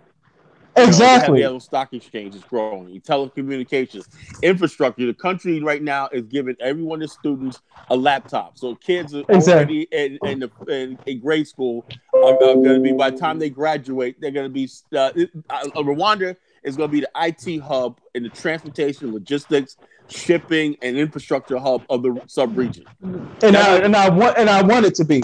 And not only that, but they have a coltan processing plant where they're going to actually go into manufacturing computer systems. Paul Kagame is not playing when he said he wants to make his country great. And he's also not playing with people who want to disrupt this progress. They want to call him a dictator and all this other stuff. I'll take him any day over a corrupt democracy. Right. Check this out. Now, what's going on right now is this, right? Now, we know that people, white man wants to come after us and blah, blah, blah, blah. We need to take down black Africa. Okay, that's easy. Anybody can see that. Anybody in the second grade can see that. That's not the problem. Now what you have is this, right? You have Marxist, leftist, Leninist, black linked organizations running around, right? They're running around and just that, and they basically, it's like this. When you're fighting white supremacy, you're fighting two hands, a left and a right hand. You know what I'm saying? Yeah. The left wing groups like Young Turk and all these people pretend like they're for you, and they're not. You know what I'm saying? They're not. And all these other people, these left-wing organizations, the world left-wing organizations have been criticizing Paul Kagame for years, right? They'll bring up straw man arguments. Well, what about women's rights? Rwanda has more women in the parliament in any other country, so that goes away. Women in parliament than any other country in the world. Let's put that little disclaimer there. Then they'll say, well, what about the Houthis? His cabinet and all his administration is Houthi and Tutsis, and some Ethiopians, even some other Africans in a Pan-Africanist government. You know what I'm saying? But let me elaborate on that one. He went a step further and said there are no more Hutus and Tutsis. There are only Rwandans. That's what Lee Kuan Yew did with Singapore. Because I'm gonna talk about Lee Kuan Yew in a second. Yeah, because when Singapore, before it started, it was a part of Malaysia, and what happens? It was a Dutch colony. It was a British colony. Yeah. After that, they went to Malaysia.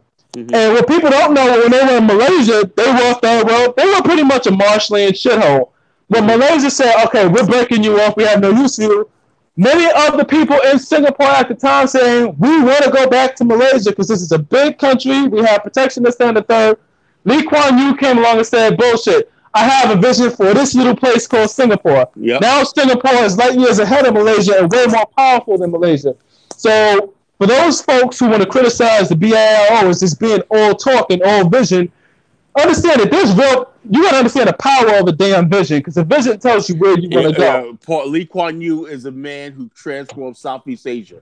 Not only that, he inspired the whole Southeast Asia. See, 1955, they had this thing in Indonesia called the Bandung Conference. Lee Kuan Yew was one of the keynote speakers there, right? In Jakarta, Indonesia, right?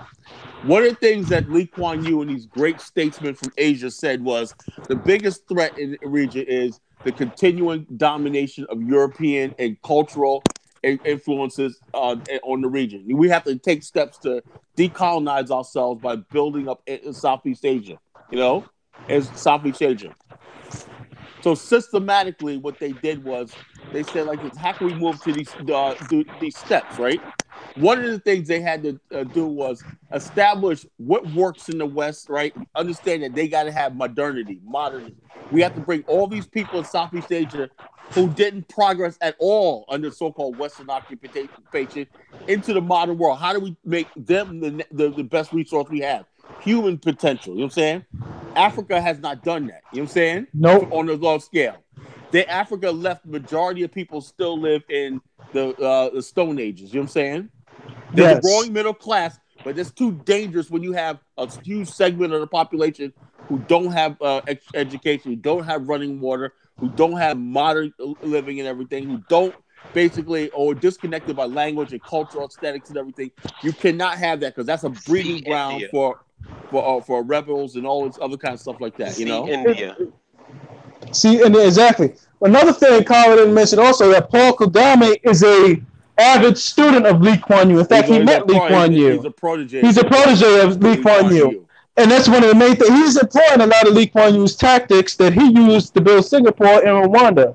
And if you don't think Paul Kagame's impact on Rwanda is affecting the region, just look at Uganda with Bobby Wine rising up. I'm pretty sure Bobby Wine has, because they're next door neighbors, I'm pretty sure Bobby Wine has been to Rwanda and been to Kigali. And he said, listen, if these are the same people, same race of people as we are, we can do this in their country, I want this in my country. And he went back to Uganda to start it off, and it's transforming the region. And that's what the elite in Africa fear. You know what I'm saying? Yes. Yeah. They fear that. They fear that. One thing they fear is black people from the West with our mentality getting a hold of the youth on the continent. You know what I'm saying? Exactly. Because the bottom, they want the same thing. They want the status quo. They want the same old men like in Cameroon. The president is 100 years old. He's living in Swaziland. He's incoherent, nearly in a coma. But they got him propped up on a stick. You know what I'm saying? Propped up on the stick. And he's a French and American puppet. You know what I'm saying? And all hell's breaking loose in the Cameroon. You know, but they'll tell you this in the news because they want to make it feel like all Western-backed countries are peaceful in Africa. That's a lie. Or that the idea of pure democracy is good for development. No, democracy is mob rule. Hell, the United States doesn't even. The United States doesn't even practice democracy. America is a constitutional republic. You know, exactly. With electoral process. It's not a democracy. So when people talk about, when I hear Africans talk about, Trump didn't win the election because he didn't win the popular vote. I said, that's not the way it's supposed to be. Whoever told you this was a democracy? You know, America is a constitutional republic. And so the bottom line is this. If Africa ever wants to get any place, you got to have a Singapore type of government. You know what I'm saying? A benevolent dictatorship. That's what they call it. Basically, the government is there to provide Singapore. Lee Kuan Yew wants to provide housing, education, income, and the well-being of the people. That's democracy. And he was not going to stop at anything to do it. And also, he wanted to make sure people have home ownership, social benefits, and everything. But he has this thing called the porcelain. He heard this create the porcelain glass. He said he built a merit-based system. He said everybody has a right to their own porcelain rice bowl. But if you break it, that's on you. You're still tough luck. So in other words, you get one chance at life. You know, we'll give you one shot at life. You go down, you do the right thing, you'll prosper and everything. You'll increase your bowl. But if you go fuck up, that's it. You know, and that's the way I believe we ought to be. You know, and not only that, but let's talk about how Lee Kuan Yew and Paul Kagame deal with corruption in their countries. Oh yeah, and how their hard stance on corruption plays such an important role in terms of those countries developing. Because a lot of so-called pro-democracy, as bobbleheads don't tell you, is that if you let mob rule go the way it is and everyone's free to do whatever they want absent of consequences, right, you're going to have a shitload of corruption. And we're seeing the impact of that. That's what's happening in Liberia right now. That's what's happening in Nigeria. They elected George Weah, an illiterate soccer player, and the country's going to hell. The DHL don't even take Liberian currency. The currency of Liberia is $160 to a dollar. Liberian dollar, $161 to $1 US. That's the highest in the world. You know, right now. The whole country's going to shit. Why? Because the most dangerous thing, and to me, is seeing a bunch of illiterates go into a poll to vote. Yes. You know? And that rubber stamps, and then people don't understand something. That rubber stamps corruption and business as usual. When you got to validate, you elected us. You know, we have this thing where if you have an election, that just makes everything right. Well, we saw that elections didn't really mean nothing in the 80s when Jerry Rawlings overthrew the Ghanaian elected government, right? Why? Because they were corrupt. You know, the military came in and stepped in. Milton Obote was overthrown by Idi Amin. You know what I'm saying? And so the bottom line is this idea that, elections, people say, now, when people understand, I'm not talking about I'm against elections. What I am against is, let me give you an example. Japan. Do you know it took 65 years for Japan, when it became a republic, to have their first general elections? Yep. The country was run by bureaucrats, top and down. You know what I'm saying? We got to build a nation. The nation builders. A couple of generations, and people said, "Well, we're not going to vote." But the bottom line, I see railways going up. Right. I see power communications happening. Because what sense does it make to vote unless the population is educated? And educated. You know what I'm saying? But what sense does it mean to vote if you're literally living in your own sewage? Thank you. What the fuck is that ballot going to do to help the health of the children living in that area? What's the hell point? That's why you can't eat a vote and you can't bathe with a vote. You can't, take a vote as medicine. Agree with the great Barack Obama. We have democracy spreading around. I'm like, dude, man, I told the question Barack Obama's intelligence. To tell you the truth, either he's I don't question his intelligence. I question his intentions. That's what I'm saying. I'm starting to question his intention, his integrity. So how you? Well, you never had any. The hell. Yeah. Exactly. Well, how much integrity can you have as a U.S. president? That's true. I mean, seriously. Here we go. That's exactly. True. That's true. But I mean, to trigger back on what you said, and you actually, and I've actually listened to the broadcast you and Search for Yuru did. Does Africa need China? And you touched on all this. And the short answer was no, Africa does not need China. Africa needs men of vision who are willing to have a strong hand to make that vision happen. Right. And crush people who will get in the way. Yeah. I mean, at some point of watching something fail for so long, you have to say, I'm getting tired of this. No, and that's why people in Africa, they have this saying, in Liberia have a saying, it's called belly-driven politics. Yes. Belly-driven politics means your politics is driven by your hunger and your quest to eat, it's called belly-driven politics. And that's what's happening, and that's what's happening in Africa. It's sad. No one gives. See, the thing is, and people always say, "Well, just go to an African country and just blend and assimilate." I'm like, are you kidding me? I know our people, man. We would friggin' burn that friggin' place down, and we go up there and we see the Chinese, them putting us in a debt with the Chinese, them just being corrupt. Things not working, everything. Black people, we have a standard of living and a lifestyle we're used to. You know what I'm saying? Yes. You can't duplicate. And all that, but Black Americans barely like to take shit in a country where we are the minority. You imagine you put some Black Americans in an all-Black country and have a minority of another race trying to tell us what to do? Oh no, don't. We'll really be feeling ourselves. So most of the thing is, I want to tie this discussion back to the BAIO. Why is it important? Why do we want an independent African state? And that goes into the second reason why we want an independent African state. Because all politics is regional. And more than that, but all politics is diffusionary, as we can see the impact of Rwanda is having on Ugandan politics with the emergence of Bobby Wine. You put a Black African state consisting of diasporic Africans on the continent of Africa, no matter where you put this thing in, this thing is going to be like a damn, like if you use general relativity with, massive object affecting the objects around it. This thing is going to be like a damn black hole in the sense that it's going to draw all the other neighboring nations into it in terms of having this kind of power structure. And the advantage that we have is that we see the United States and all these other players for who they are based on our history and experience with other races of people. Because in America, Chinese people can show Black people their true face and not have nothing happen to them. In Africa, they got to be a little bit more finesse with it, especially now with... Africans are being beguiled by Chinese, Europeans. We see what these people really are. There was somebody sent me an article about this Chinese immigrant who came here and got his education, became a doctor, and now him and his wife are leading a fight against affirmative action. But what they said was they told him, well, while you're thinking you're being joining the anti-black cause, the most beneficiary of affirmative action are white females. Exactly. And he's like, oh, I didn't know that. Well, yeah, they do. And I mean, here's the thing. They like to play stupid when they do. They know damn well they wouldn't be able to come in and go to these universities if Black people didn't open this shit up for them in the 50s and the 60s. We had the civil rights movement, and these people came in and took full advantage. What is this? This is how it went. America said, okay, we want diversity, right? When people say diversity, there's a catchphrase.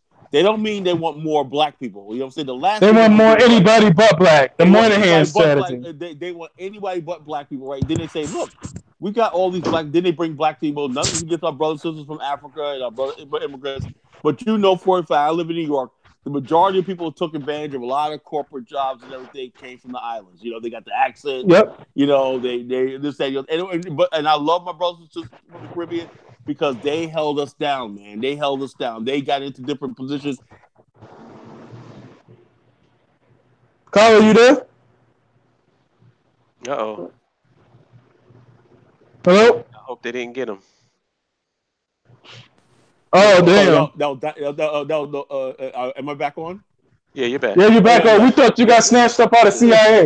No, that was Dinah's calling me. I told him I said I'm on the show. Dinah Samir's calling me. Okay. But like I was saying, everybody but black people benefited from affirmative. They gave us a little bit of stuff, and they used us as a face of affirmative action. You know what I'm saying? But the thing is, there was no look at popular culture. Prior to 1965, where was most white women in popular culture? In the kitchen. Yep. You know what I'm saying? They was in the kitchen. They weren't in a corporate. There was the first show was that show Valerie Parker. Remember Valerie? I think no, I don't know. Before your time. Hope remembers that. Remember that show Valerie Holip? When we were kids, we were like probably came out in the 70s. Valerie, and then later on she had the show Valerie show or whatever like that. Well, anyway, there were several other shows. Several shows that came showing the new woman things. They work on Madison Avenue, whatever like that. You know, and so women's rights amped up, right? But what gave them the platform was the civil rights movement. You know what I'm saying? Yep. You know, now everybody's trying to act all brand new on us, talking about, well, you black people and everything. I'm just so sick of it. The nationalist movement is what people don't like about this is nobody's going to be able to ride on our backs. You exactly. Particularly with the BAIO. Nobody, when you become a nationalist, all those people go away because we don't have to compromise with you. Well, we need to fight together for police brutality. I said, look, bottom line is this: if 10 years from now we can have our first and second phase of our nation being constructed, I think I'm willing to fucking excuse my language. I'm willing to freaking forego this endless fight conundrum about police brutality and everything that's getting me nowhere. Now you got people like Colin Kaepernick go to like, whoa, we gotta go to the polls. There's no better. The polls never work anyway. What are we going to the polls in November for? You know what I'm saying? What are we going to the polls for? You know the reason why I can't. And why would we want to get out and I want to disrupt you a little bit. Hold on. Why would we want to get rid of the most permanent BAIO member out the polls, Donald Trump? Yeah, who has done so much for our organization. Bottom line, the first national things are great. You know what I'm saying? What the hell are you talking about? Trump has been like a bellwether for us. I mean, really. I mean, the reason why I'm not too harsh on these people talking this voting crap and stuff is because other than the BAIO, is there any mainstream outlet, social media, anywhere where you can think that there's a group of black people talking about having their own nation? If there is, I would love to know where it is. Yo, check this out. Roland Martin says, all is not lost, folks. What's all that noise? Damn, what the hell are y'all doing? Killing the cat? Anyway, check this out. Roland Martin says, not to worry, folks, but the year 2043, the great year.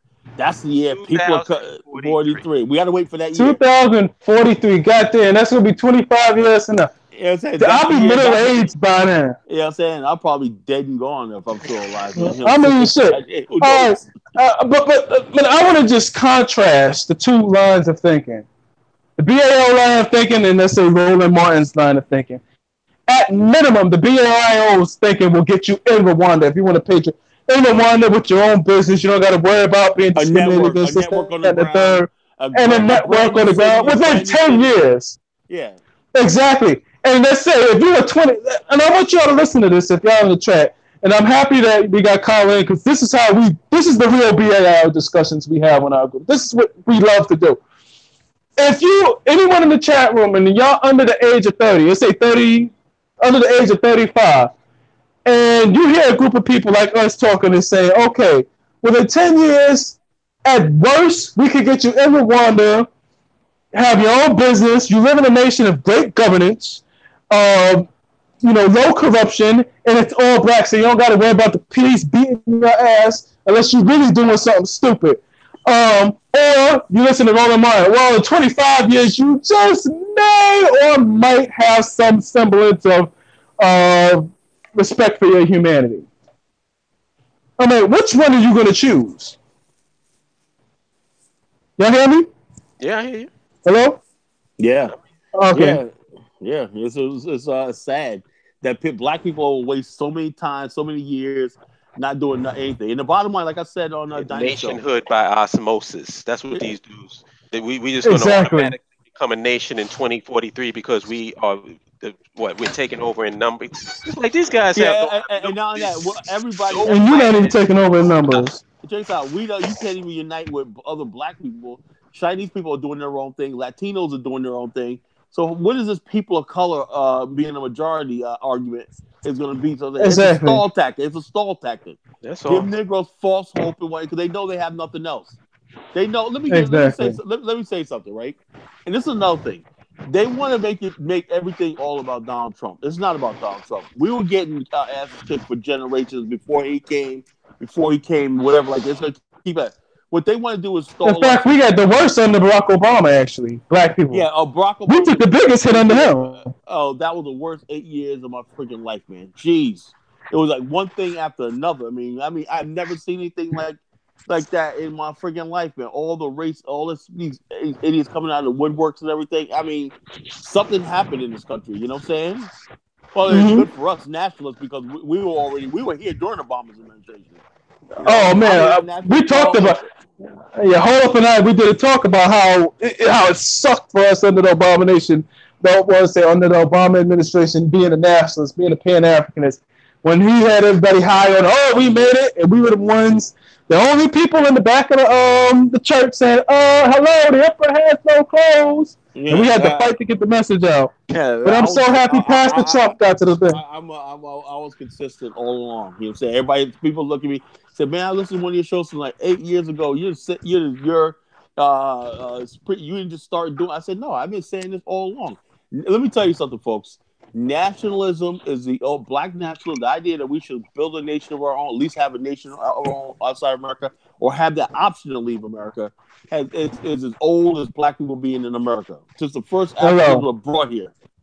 You know, this is not nothing new, but it's been buried by black academia.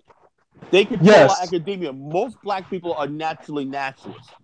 You know? Of course.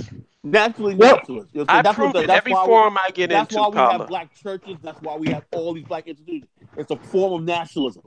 And they get rid of everything. Black magazines, black churches. Go ahead, brother. I've proven it in every forum I've been into. When I was on in Peace to the Information Man show, when I was on the Information Man show, and this is why I say it's about how you ask. If you want the right answer, you got to ask the right question. Whenever you ask black folks, should we have a nation of our own? Unanimously, they say yes. Yes.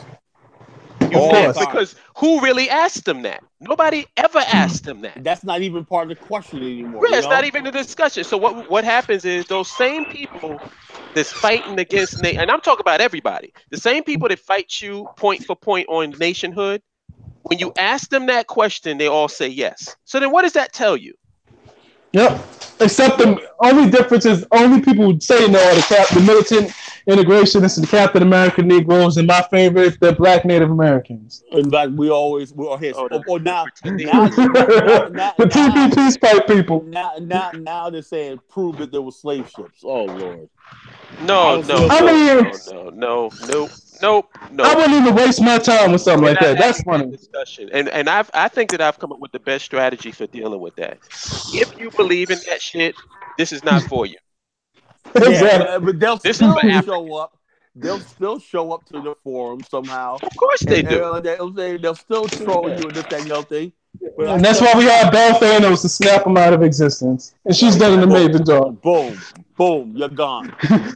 Exactly. Zero tolerance. Zero tolerance for pretendians on this show. The bottom line, you say you have to go. As simple as that. No more discussion, you know?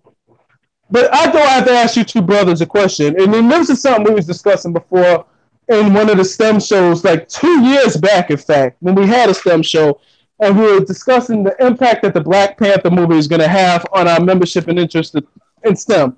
Has anybody, coupled with, Trump administration's bullshit, has anyone noticed sort of an interest in the BAIO after the Black Panther movie? Of course. An increase in interest. Of course. Yeah. Everybody was like, yeah, well, let's build this Wakanda. Why? So let me tell you something. I have a theory. I'm going to say this right here on the show. I believe that the whole comic Black Panther was created by somebody black. You know what I'm saying? I think it was, actually. Because look at this. The only way that when you look at I watched the Black Panther 2 nights ago again. I watched it again 2 nights ago, right?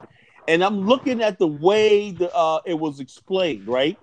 It's explained from the African American experience, which Black people in America, if you look at Black culture in America, there's always been this idea of many other things, Funky Town, The Wiz, stuff like that. There's always been this the Promised Land.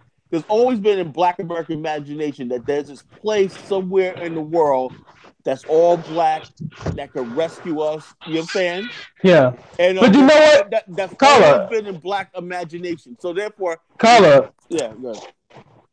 I actually do want to touch on that. And there was a YouTube channel where they did the history of Black Panther, the comic book.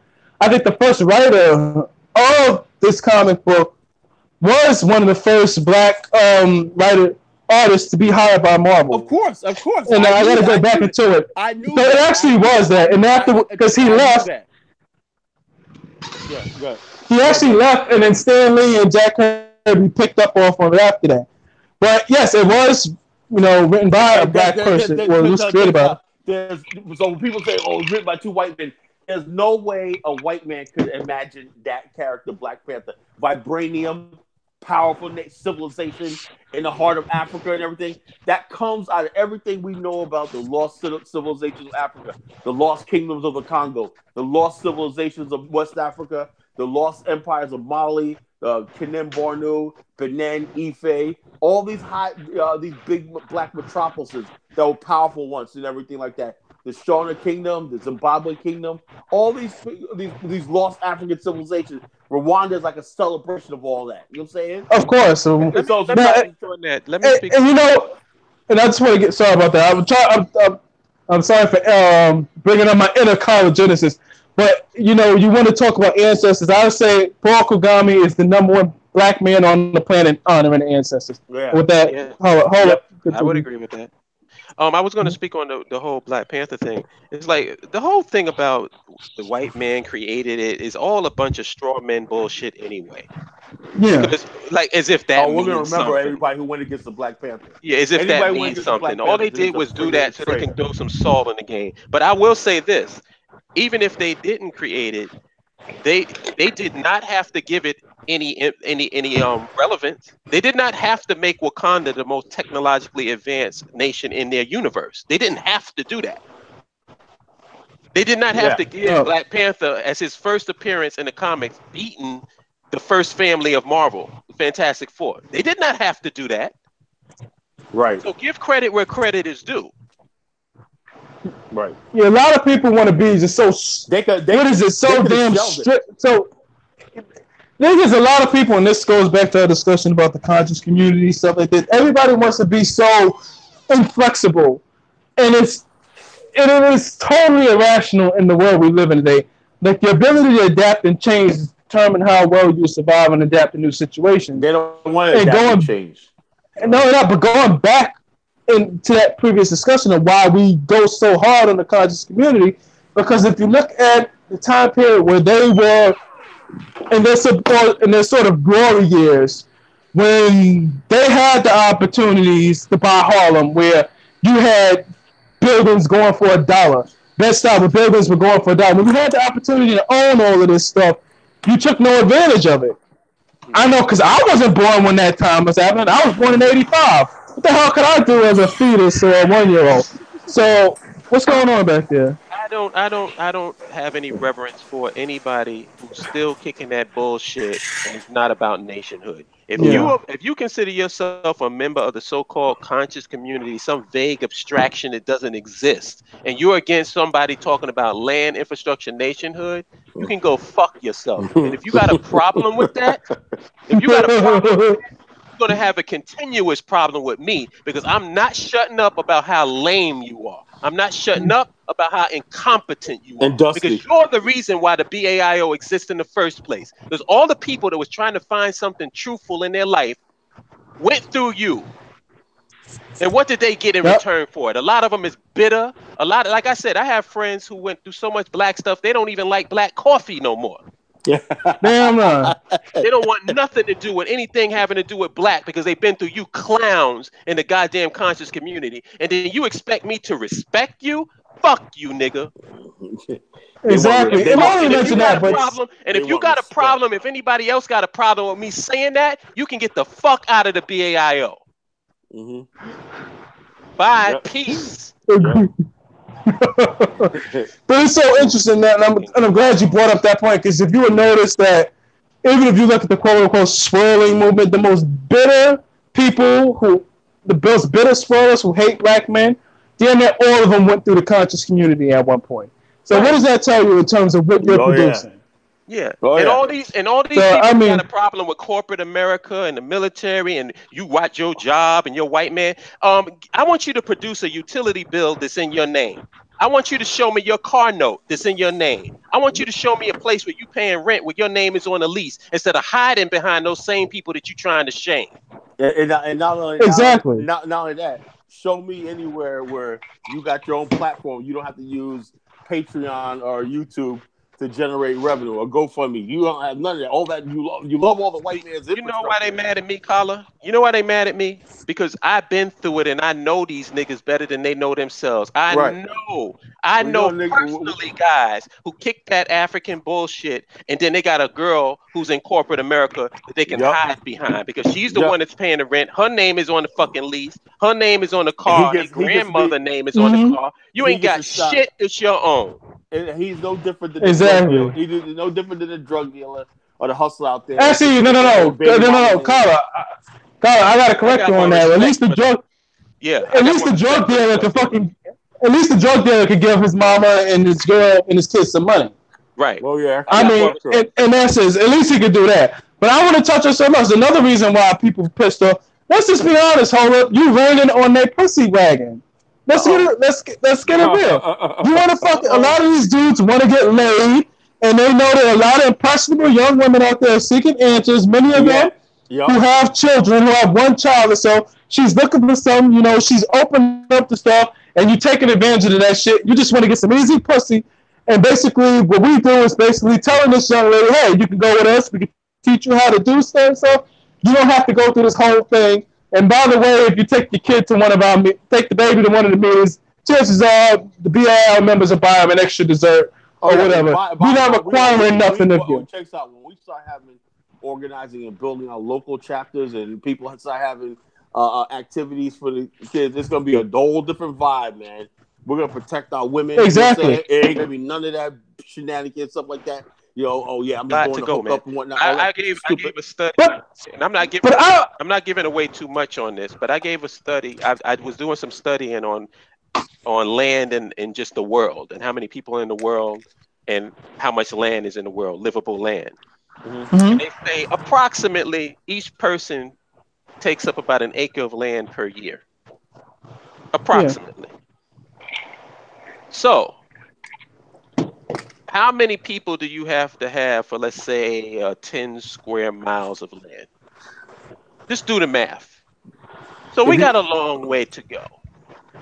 Yes, you're talking about, we do that a long way. You know what I'm saying? If you do a Singapore type thing, Singapore is only like many places 10 square miles, and they span vertically, not horizontally. Vertically, exactly. They build tall buildings. You know what I'm saying? Right. I'm looking at vertical buildings. But it's crazy. It's like even in the beginning discussions, when I came along, we were discussing hydroponics, aquaponics, producing food in vertical towers. Even when you get to Africa, even if we were to go into Africa and use the land up in terms of agriculture by itself, traditional agricultural sources, in terms of land-based agriculture, we still posted the idea of going vertically. Even if we have the abundance, we still act. I'll be honest with you. I was against it first because I was like, no, man, I don't like all that. This, I like the old way. This, that, the after I studied it. Right? Yes, yeah, we got into several fights on that one, Colin. We got into several fights on that. Right. Exactly, and I had to convert you to the gospel of efficiency because my thing was, even if we go into a situation where we have an extreme abundance, we have to be as efficient as possible. Right, and that brings you back to Rwanda. Exactly. Rwanda is extremely efficient. When I went to Costa Rica, those people are efficient. They don't waste shit. Nothing gets wasted. In fact, in Rwanda, they don't even have plastic bags there. How crazy is that shit? And these same liberals and recycling. And I find it very ironic that these same liberals want to call Paul Kagame a damn dictator, and he's against human rights, and he does more fucking for environmental preservation than any of them have ever done. The liberals are they're all a bunch of hypocrites, I can't stand liberals. I'm not gonna say I hate liberals. I can't stand liberals because, one, you know why I take a conservative white person over a liberal white person? One, a conservative white person won't move into my damn neighborhood. That's one. Two, they'll show you who the hell they are. They don't want nothing to do with me, and I don't want nothing to do with them. And I love that arrangement. So that's where it is right there. But, fuck both of them. Just, time. Yeah, exactly. Time everything in from conscious. Liberals are more dangerous. They're way more dangerous. Because they pretend to be liberal. Exactly. They're not really liberal. They're really white people. When you're in America, you're white. You're not anything else. Right. Exactly. That's yeah, I agree with that. I've learned that my whole life. There's no such thing as a liberal. Let me say something. I want to say something about just this conversation alone to give people an example of how we are at the BAIO. Did you see what colleges did there? He said that he at first didn't like an idea, but then he studied it. Now he understands it. Now he's down with it. Mm-hmm. Just the ability. Don't take that for granted, y'all, because not many people do that. Right. Not many people stay with their dogma and will hold on to that shit until they die. Yep. So exactly, and that's why you got to respect him, and that's why he's my brother, and we're all brothers because we have the ability to do that. Like we went from the nation, we were nation within a nation people at one point. Yeah, I hate to say this, man. I pull out an old podcast. I was a damn Republican at one point. I found an old podcast me from 2007, right? And I was sitting there trying to say, well, how I was next? I said, I gotta delete this thing. I believe in it. No, leave it, man. You know what? The nation within the nation. You know what, brother?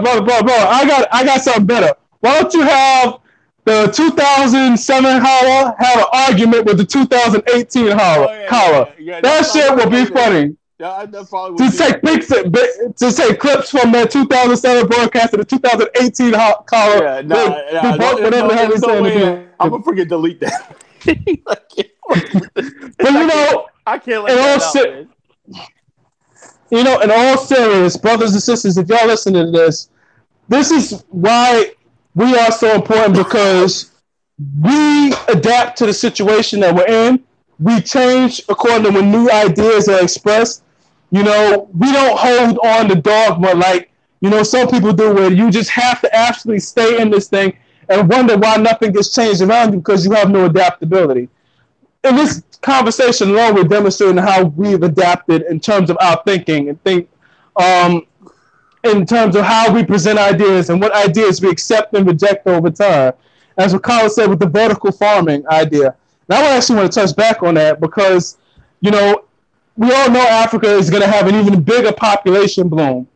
And I would say why I love the idea of vertical farming in Africa, even though there's more than enough land there. And we don't even have to say irrigable land, because you could turn inirrigable land into irrigable land. If you bring water into the system, bring the nutrients. Exactly. You could turn sand, you could turn desert. I'm looking forward to asset African governments, so what we could do to partner with permaculture, because we could take land and that's desert and turn it green like the Israelis did. And the Chinese did it. You like the Chinese to say that you like the Israelis. I said, well, look at what they're doing with the desert. You know, the Arabs had the desert for centuries. They had nothing with it. They took and planted millions of acres of trees and everything. Now they got green carbon that produces water and atmosphere and everything. You know what I'm saying? By using drip technology in the desert. And they did it such to the point where Israel is a net exporter of produce as opposed to an importer. All through the power of science and water. You know? So all through the power of engineering. That's what STEM can do for you. And that's why we go so hard in the BAIO and protect with respect to sort of battling these competing ideologies, because we know STEM works, so we can look into the world and show you where it works. So in other words, basically the BAIO is an organization that basically that's modern. It uses science and technology, reason and logic. Logic is science. You know what I'm saying? Reason is science. You know, everything. You know, probability is science. So if you use logic, reason, science, and probability and everything like that, you can't go wrong. We're not going to use theories and dogmas and religions and all this kind of stuff like that got us nowhere. Everything science, reason, logic, which leads us to land, building it and maintaining infrastructure, and so therefore you could have nationhood. Nationhood, like what I love about Singapore was they forced people to live together. You know what I'm saying? But when they same with Paul Kagame, Rwanda. I noticed something too, right? This has brought me back to something, right? New York City, right? I remember I used to go to the two different parts of New York. They say the Bronx and Queens are a million miles away, right? I remember when I like the Bronx more than Queens, though. Takes out. Oh, come on, Queens, my area. Anyway, Queens is residential, predominantly African American, some Caribbean and everything like that. South Jamaica, where I come from, right? But my aunt used to live in the Bronx, right? Tracy Tower. They used to go up there, right? And she used to live in a tall building, right? The Bronx was a totally different culture. Why? Because you had all these different cultures living in one building. You know, Puerto Rican girls, this, that, and the other thing. So we used to be like, okay. So we knew it was a different culture. I said, now, normally, these groups of people would live in their own isolated neighborhoods and everything. But when people live in towers and interacting with each other every day, this, that, and the other thing, you know, it sort of socializes people, you know what I'm saying, on a different level. Yes. You know, it socializes people. I said, so that was a genius idea where you make people go into the same school districts. You know, you don't have Malays or Chinese going to different school districts and everything like that. That creates separatism. You know what I'm saying? Yep. You know, so therefore, and it is a possibility that we can build this nation, but I still believe we're the majority, because Singapore Chinese were the majority. English-speaking Chinese were the majority. Mm-hmm. You can still do that and then have the ultimate goal of integration, you know what I'm saying, of different ethnic groups into your country. That means if somebody from Jamaica, somebody from Haiti wants to come over, even somebody from another part of Africa wants to come and say, look, I believe in the African, I love this place, I want to be part of this, I love this land, I believe everything we'll do. Why not give him a citizenship? You know what I'm saying? Why not? I mean, they bring some dynamic to it. He brings something to add. And it boosts the economy as well, and it makes the economy dynamic. The more dynamic you have, the more free idea dynamic your economy becomes, and the stronger it becomes. Why? Because there are different sectors being developed that boost that economy up. It's just not based on one thing. Like say in the Middle East, they're based on oil. If somebody builds electric infrastructure where nobody has to depend on oil, they're screwed. Right. So that's one of the points. But, you know, going back to what Lee Kuan Yew said, forcing people to live together, Paul Kagame did the same thing after the genocide. Right. He forced Hutus into the first, and I want to repeat this, first thing he did was he made it illegal to say the words Hutu and Tutsi. Yes. And he forced all Rwandans to live together. And another thing... That's free speech stuff, which doesn't work. Exactly, because that shit was dangerous. And the second thing he did is he made... Exactly. Because another thing he did was he forced all the people to clean the streets together. Yep. So it serves two purposes. One, you had to work together. Two, you had to... And it made you take pride in your neighborhood and where you live. To that's the point how you build a culture. You know? Exactly. Doing things together. You know, experiences. Exactly. Experiences. You look back and kids will be like, yeah, remember that time we worked together and everything like that on a cleanup day? Yeah, lifelong bonds and affections and togetherness. That's how you build a nation in tranquil peace and harmony. You know? Exactly. You know what I'm saying? So and that's we can't build a nation is a lie. And none of that, but let's tie it into BAIO. BAIO meetup groups. People coming together. So the BAIO, we just started just a bunch of dudes just talking about shit. We're actually applying what we know in terms of the meetup groups. Everybody coming together. Diversity of interests with respect to, some people being interested in this area, some people interested in that area. All united about one thing is that they believe that we should have an independent state.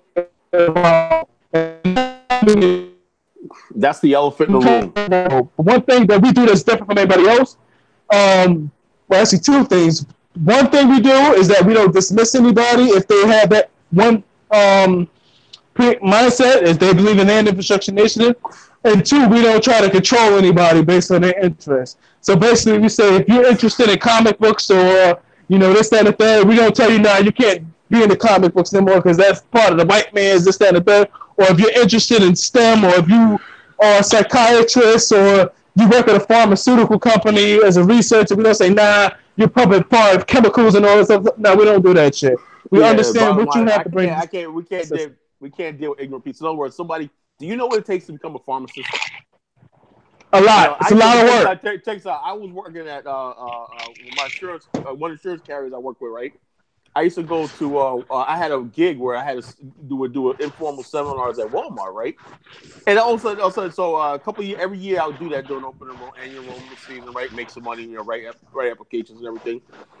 Anyway, basically, I asked the one girl, she was a pharmacy tech, right? And I thought she was high up, right? I thought she was a manager. She was like, no, I'm just a pharmacy tech. I go, what's the difference? She looked at me like, are you kidding me?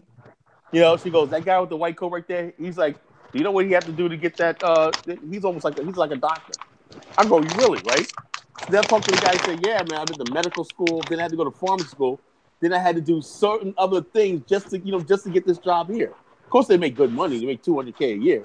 He'll say it in the end, but he said the bottom line, the schooling I had to do and to be a pharmacy is unbelievable. I said, I didn't know pharmacy. Yeah, pharmacists, we have more stuff because we can't. The probability that we can get something wrong or whatever like that, it can't be. You know what I'm saying? The pharmacists have to be on his top game. And so therefore, they have to be precise. They can literally kill someone if they fuck up. All these people, if you really want to practice herbal medicine, why don't you just go to school and become a pharmacist, right? And then try to make your case towards a peer-reviewed board about what you think is natural healing and whatever like that. You know what I'm saying? Don't you just read a couple of books like some of these clowns do one night. Oh, yeah, you don't have to go to get medicine. I read the book right here. There's everything here in this plant, this pill right here, blah, blah, blah, blah. Shut the hell up, nigga. Listen, brother, I'm going to tell you a story that's real personal to me and on that issue. As you know, like you all know, like my father passed in January, right? Oh, I didn't hear. Before that, sorry, I think I might have said that. I think I did. Yeah. That's in my condolences. Yeah, Holip mentioned. No problem. Holip mentioned it when one of the broadcast earlier. But before that, because he had kidney failure, he was going on dialysis. He had, it was a miserable experience, but it kept him alive. He took himself off dialysis. Why? Because he was listening to one of these natural herbopathic medical practitioners or whatever. He took himself off of that. He went to a coma and ended up in locked-in syndrome for 3 years before he died. He slowly wasted away and died. Why? Because listening to people who were not informed of what they were talking about. And these people are not held accountable. These people are not held accountable. And not held accountable at all. Not at all. So that's why I feel so strongly respect to applying real STEM and real medicine to things. Medicine. We have a medical group, right? But I want to make a thing in that medical group. We're not here for this, stuff like that. We want real doctors and physicians and scientists, everything. We believe in. Or even nurses, for that matter. Or even nurses. Nurses, everything. Whatever you are. If you're in the medical field, you know what I'm saying? Medical field, healthcare field. I work in the healthcare field. You know what I'm saying? Those are the people we want. You know what I'm saying? That group. Because we want a modern, advanced hospital. So, and you know something? Here in Virginia, in the southeastern region, black people dominate the health insurance fields. We dominate. Yep. You know what I'm saying? Particularly black women. You know what I'm saying? Virginia, VCU, Virginia Medical Center in Virginia, Richmond, and Virginia Premier is a black-run company. I work for them. That's one of the carriers I work with. It's black-run. You know what I'm saying? They got one of the best medical healthcare systems in the world. You think it won't be easy for us to be like, hey, you know something? You know, and we got another group, right? That out of in West Virginia called the Whitaker Group that builds infrastructure. You know, they got several contracts in South Africa, African American lady. You know, Whitaker Group. So all these people, we're gonna basically one day eventually contact. One, we get situated on the continent and make our content. What I want to know is all the people that tell us we have no boots on the ground. We got people in Ghana. Oh, we understand. We got some members in the continent. Okay, but you're not. Those people that criticize us aren't doing what we're doing. We're their high-level government contracts. We're their memorandum of understanding. They're not doing anything the BAIO can't do. You know what I'm saying? They want to criticize us because we haven't been to the continent yet. You know? Yeah, and it ain't gonna take us 12 years to do it. Yeah, it's gonna take us 50 years to freaking do absolutely nothing. You know? And come Holip, we should plan a vacation. We should, just go to the continent. We should just take a trip to Rwanda within the next 2 years just to set these motherfuckers up. Yeah, well, actually, and just take pictures together, being in Rwanda, and say, "Hey, we made it to the continent." Now, shut the fuck up. Now you satisfied? Yeah, exactly. It don't take much. That's all y'all did. That's all y'all did. We went over and took pictures. Exactly.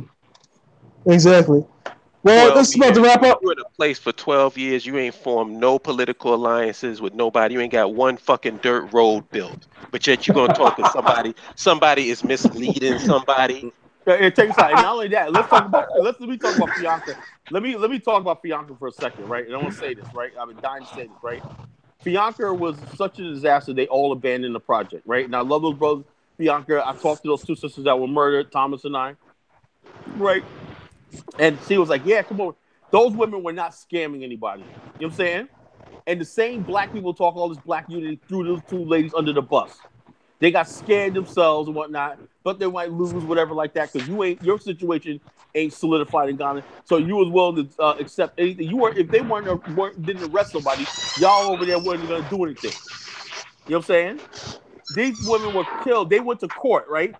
George looked over everything they did, found that they were not at fault. They didn't scam anybody, and this and the other, and the land was theirs, right? And a couple of days later, the dogs were poisoned. And a couple of days later, they were found a 275-year-old woman brutally beaten and everything. And all everybody could say, well, they shouldn't be scamming. I'm like, what kind of man? Well, look at two of his elder sisters and not say, just like black men. I guess you blame the little black girls that got bombed in that Birmingham church thing. Black men are freaking cowards, and you want to bring your cowardice to the African continent? No, exactly. It's best you stay away from the BS. Can somebody point out some stories where there's some Chinese getting killed? No. Chinese are beating Africans on the continent as we speak in Gabon. They're whipping Africans' butts. The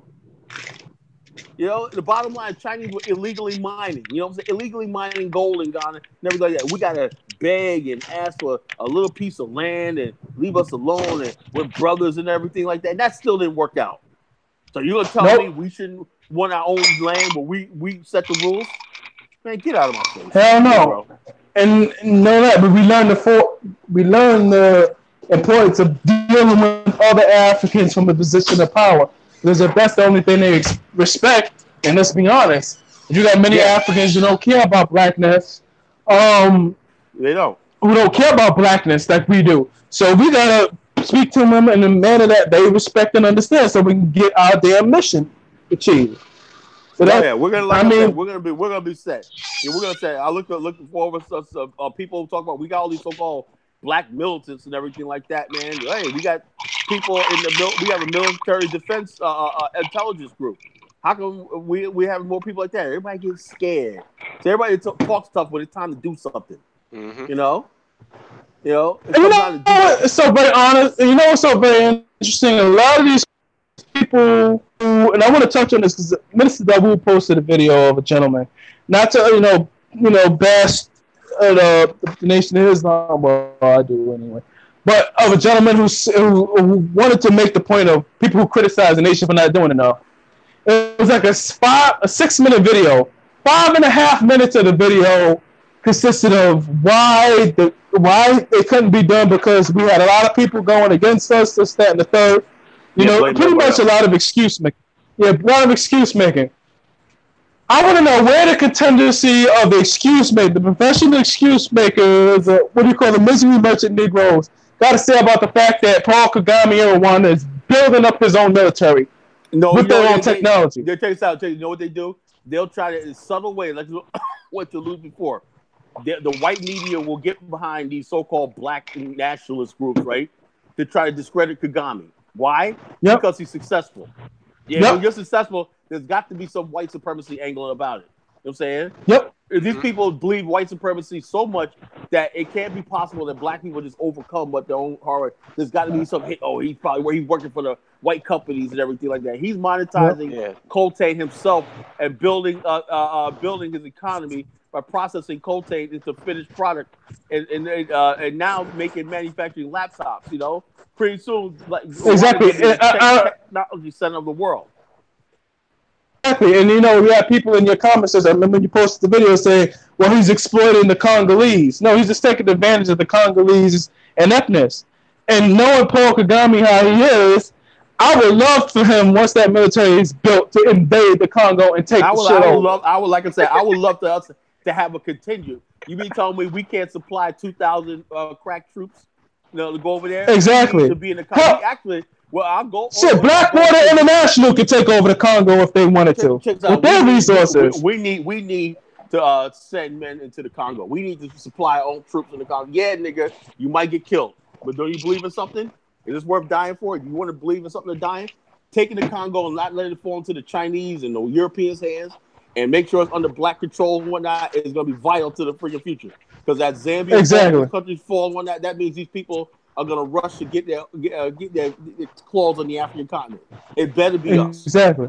And I want to make one more point before we open up the floor to questions from everybody. I read a book years ago by Jeremy Scahill called Blackwater, and one of the things he mentioned is that Blackwater, mind you, this is an American business consisting of ex-military people with equipment, has enough power to take over and overthrow governments. Yeah. My thing is this: you get enough disciplined black men together, particularly ex-military black men together, we can organize something like Blackwater. That shit is not impossible. Blackwater's right out here in Virginia. You know what I'm saying? Right outside North Carolina border with Blackwater, Virginia. You know, I see some of these guys. You know, I know some of these guys that go to Blackwater. And the whole thing is we need that. We need our own military arm of the BAIO. You know what I'm saying? On the continent. Yes. And say, well, who are we working for? No, we're working for a land infrastructure nation in the African. That's what we work for, no matter where we are. And we work, you know what I'm saying? And we're working for the betterment and the improvement of the quality of life of the black people in there, and making sure every morsel of resources that is mined from that land is to their benefit. To our benefit. Primarily, and first and foremost. No African should be going without modernization, running water, education. No kid should not have health care. No kid should not have good food to eat. No kid should have none of that, what rich as Africa is. That's what we believe in. That's exactly. You know? And we're not scared. And we're not scared or unapologetic of the fact that we will fucking kill people to do it. Yeah, like I said, we believe me if you get in our way. As simple as that. Exactly. This is not a game. We're not playing. You know, if you're just scared, you want to leave the BAIO, well, fine, go right ahead. You know what I'm saying? I don't really care. I'm at the point now where if because like I said, man, when you want to find an excuse not to do something, you will find that shit 100% of the time. So the people who feel like they feel like a slight from the BAIO, so they want to leave. Why don't you leave now before you get slighted? Just go. Mm-hmm. Exactly. Nobody wants you. You will not be missed. Exactly. This will go on whether Collins here, whether Holip here, whether Neo's here, whoever's here. The BAIO will continue. You know exactly. And I like to put. All right. Well, I like to open up the floor to discussion, to questions now for the chat. Well, this is always my favorite part of the discussion we do, because I love to hear from our members and fellow members. Does anybody have any questions for Neo or Kala? Or me? Anybody? Any troll? Let the trolls in. Hell, we'll entertain ourselves. Why not? Nobody? Damn, Belle Fado did an amazing job. Yeah. She snapped everybody out of existence. She snapped everybody out of existence. Her trigger finger is faster than mine.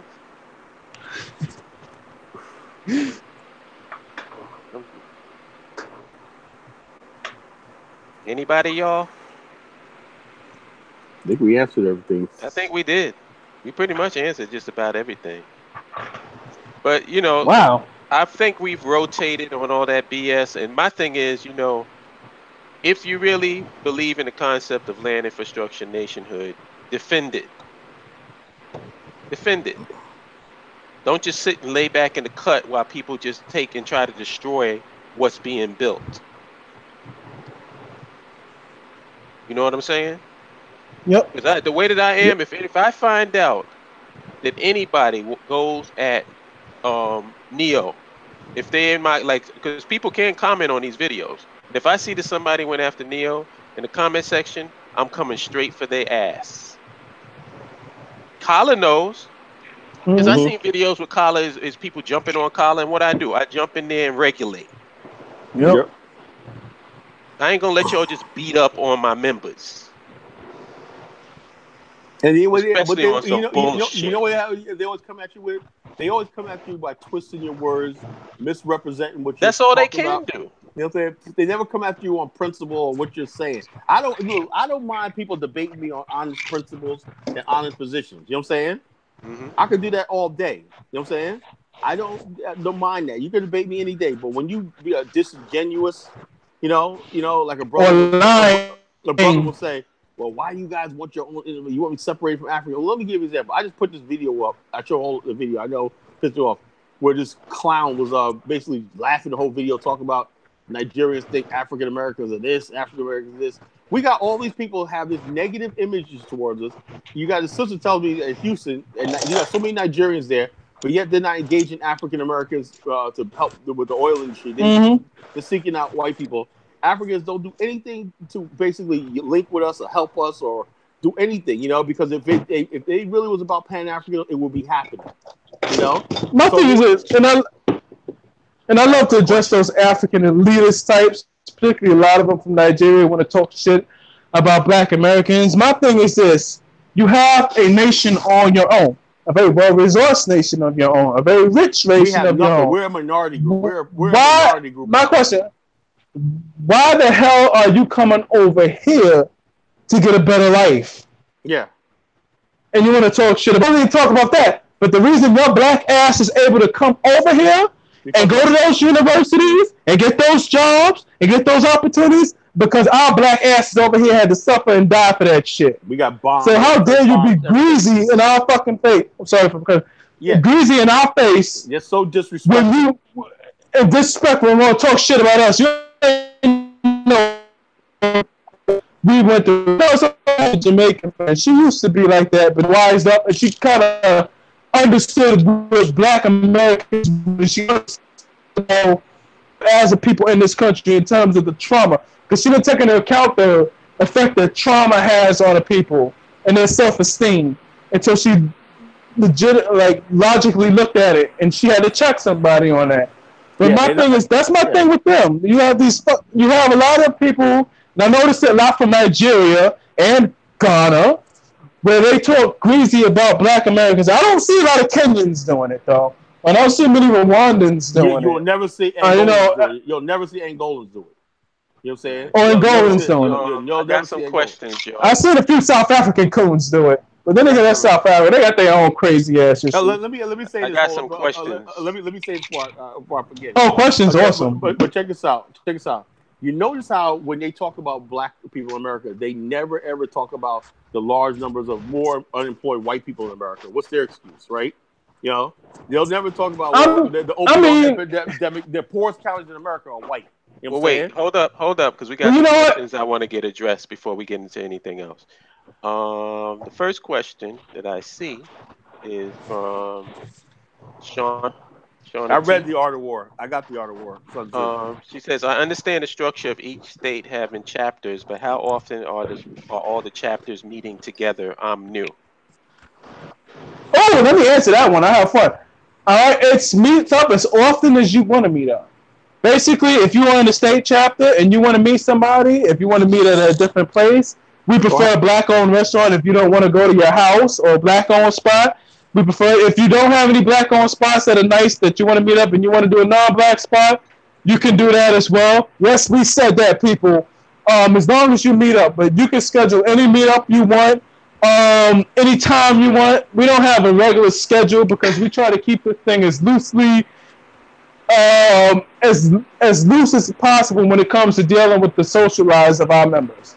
In terms of official BAIO business, like scheduling podcasts like this, we are a bit more strict. But if you want to schedule any kind of meetup for any purpose that's related to land infrastructure nationhood, or just to meet with brothers and sisters of your chapter, and you just want to create that camaraderie and that sense of community, go right on the head. Order a t-shirt, and also you can download order a t-shirt. You download our logos, right, and put them on Vistaprint and get it like a banner printed out. You know, put it on the table. Yeah. You know. You know what I want to see? I want to see a BAL bib and a cooking apron. Yeah, I want to see a baby with a BAL bib on. All that stuff like that. It builds the organization. It promotes us. We want to have BAL bumper stickers soon. All that stuff like that. You know. Yeah. And if you want to sell them and make money, go right. Yeah, you want to sell them and.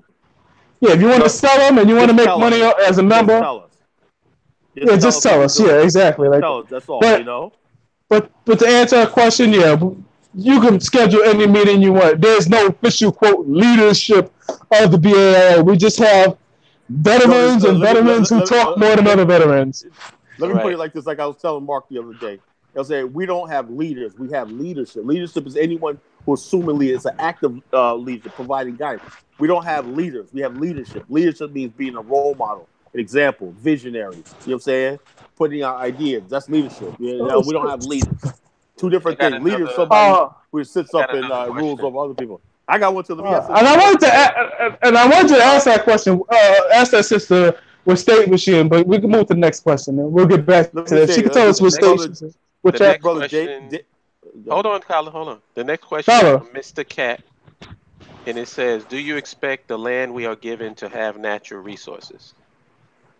Of course. All land has natural resources. Dirt's a natural resource. Water's a natural resource. Dependent on that.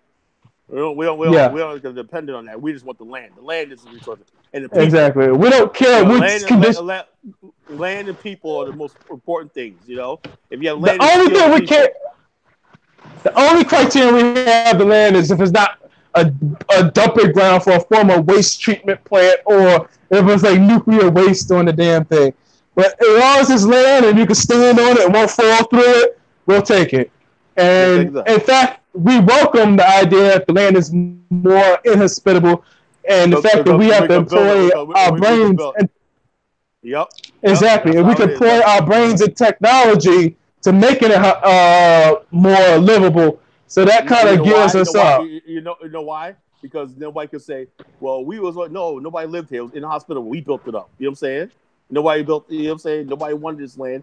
So now we built it up. Now you want to take it over because we planted trees. We did all this stuff like that. We introduced permaculture and we greened the place. Now you suddenly want it back. No, it don't work like that. Another question, this brother Daniel Davidson said, if I was to go to the continent, what is the main source? I would ask people like to be answers to like water sources. What we want to do is, if we have a host nation, right, we would like to plug onto their existing grid. You know what I'm saying? Their existing water supplies. Because we want to ultimately have an integrated African infrastructure anyway. You know what I'm saying? So why not start with the host country, right, supplying us with water? We buy the water and distribute the water locally. Buy electricity in bulk and set up substations, distribute through our own power company, buy our own, all the stuff like that. The only thing we probably want independently is our communication systems. You know what I'm saying? That definitely has to be independent, you know? But I want to speak on this. I want to speak on this as well, because a couple of years ago when we did the STEM show, I talked about you all know my favorite technology is enhanced geothermal systems and water desalination systems. See, when I come from the point is that I want to start from the most rugged spot ever. I want like we have a desert. I want to start for example the position Israel's in, basically having a desert nation that has little access to the sea. Basically, well, my thing is that and I'm definitely a bit different from Carl on this. I think we should have our own fresh water production, because that enables us to feed our people and water our people much better. We have control over it. And not only that, but have systems in place that are sustainable, renewable, and doesn't run out of energy, where we can continuously produce fresh water. So how does that tie into one another? if you have an enhanced geothermal system, what basically, if I have to explain to you guys, an enhanced geothermal system is basically a deep underground well that digs deep into the Earth's crust, wherein the heat generated from the Earth flash boils water and basically use it to turn turbines or whatever and to produce electricity. Now you can use that electricity to pump in salt water from the ocean, and now you could superheat it, flash boil it, and desalinate it, and basically distribute it out and have that continuous process going on. Now, somebody may ask the question, well, why don't you just use the salt water from the ocean in the well and desalinate it that way? And we're going to get further into this discussion when we do the STEM show. But that leads to sort of build up and calcification, things that sort, and it's harder to clean the well. But basically, my position is we're going to produce our own water through various means, depending on where the nation is. If it's in East Africa, and they say in a region like that, not only that, just the water. People talk about what's the natural resources like water. If you produce water, let's say if we strike it rich, like underneath some African countries, they say there's billions of cubic feet of water underneath. If you develop billions of cubic feet, huge aquifers. Yeah, and not only that, you take that water and build water farms, storage tanks. You can have treatable water, right, that you could just sell and distribute to other countries. You know what I'm saying? Exactly. The same goes with electricity. If you have geothermal systems that are producing gigawatts or terawatts of electricity and you have it stored somewhere, you can export that electricity to neighboring nations and they can aid in their development. Knowing that, but it makes you a regional power player. It brings the cost. It makes it easy for businesses to come and say, you know something, exactly. I want to build my business over there because electricity is plentiful and cheap. One of the things that's holding Africa back is power. Like people say, well, I'm in Ghana, but power goes out like sometimes 24 hours. You can't have that. You can't have that. That'll scare investors and anybody that wants to build long term away. You know what I'm saying? Exactly. And I never. And when I went to Costa Rica, I stayed in a hotel as good as the hotels here. And like I said, Costa Rica has a GDP that is 1/20 that of New York City. We're not even comparing it to the United States, but they managed to keep the lights on and the power going 24/7. And the main source of power are hydroelectric. That's 80%, and I think wind supply is like about 15%, and the other one comes from BAIO. But they have a green economy. They have a green power system that's sustainable and it concerns of the natural resource.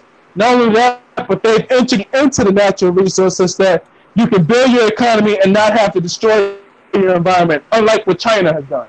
So that's another model to look at in terms of building a sustainable African nation. Like, I suggest, like, BAIO members, and then this is my suggestion, if you want to take a vacation, the two places you need to visit as a BAIO member, and this is a suggestion, go to either Costa Rica and go to Rwanda. Costa Rica, so you can see what a system like that is built already, particularly the capital, San Jose, and see how infrastructure works based on you using whatever you have, being efficient, and go to Rwanda, and you can see the same thing from the African perspective. And you'll pretty much get the same kind of experience and the same kind of environment. So two bunch of different chips. The use of garbage and waste to produce electricity. Hello? When you want to go? When you want to go? Rwanda? I want to do it next year. I want to start planning. I'm gonna first I gotta pick my vacations out, and I already gotta start looking for flights. It's gonna be a long ass flight. I gotta probably be sedated the whole thing. I hate sitting on a plane. Actually, Rwanda, a round trip to Rwanda is only $600. You know, from where JFK? Oh, let's do it. From where JFK? I think so. Atlanta, I think it is. Atlanta. JFK, well, I just saw it. It said round trip to Rwanda is now $600. Let's do it. I'm pretty sure it's. We'll do it. I'm gonna call you up once we get off this thing, and we're gonna schedule this whole vacation thing. We're gonna take pictures and shit to show people we went to Africa. But not only that, but we're gonna do a surveying mission, and we're looking for tour guides to show myself and Holip around. And we want to create our own tour group. People exactly been on the continent, who live on the continent, who want to start their own tourism business in particular countries and everything. So when people come to the BAIO, they have somebody to contact, Exactly. somebody reputable to contact, on the But you continent. know who's also good? Hold on a second, because I need to contact with this because brother, search for your brother Dinas, because he's been to Tanzania before, so I'm pretty sure he knows how to get us in to Rwanda in terms of getting us good people to take us around the country and to see different things. So I'm definitely gonna get in touch with him, and we're gonna do our BAIO Rwanda trip, and we'll actually even do a show from there. That's gonna be sick.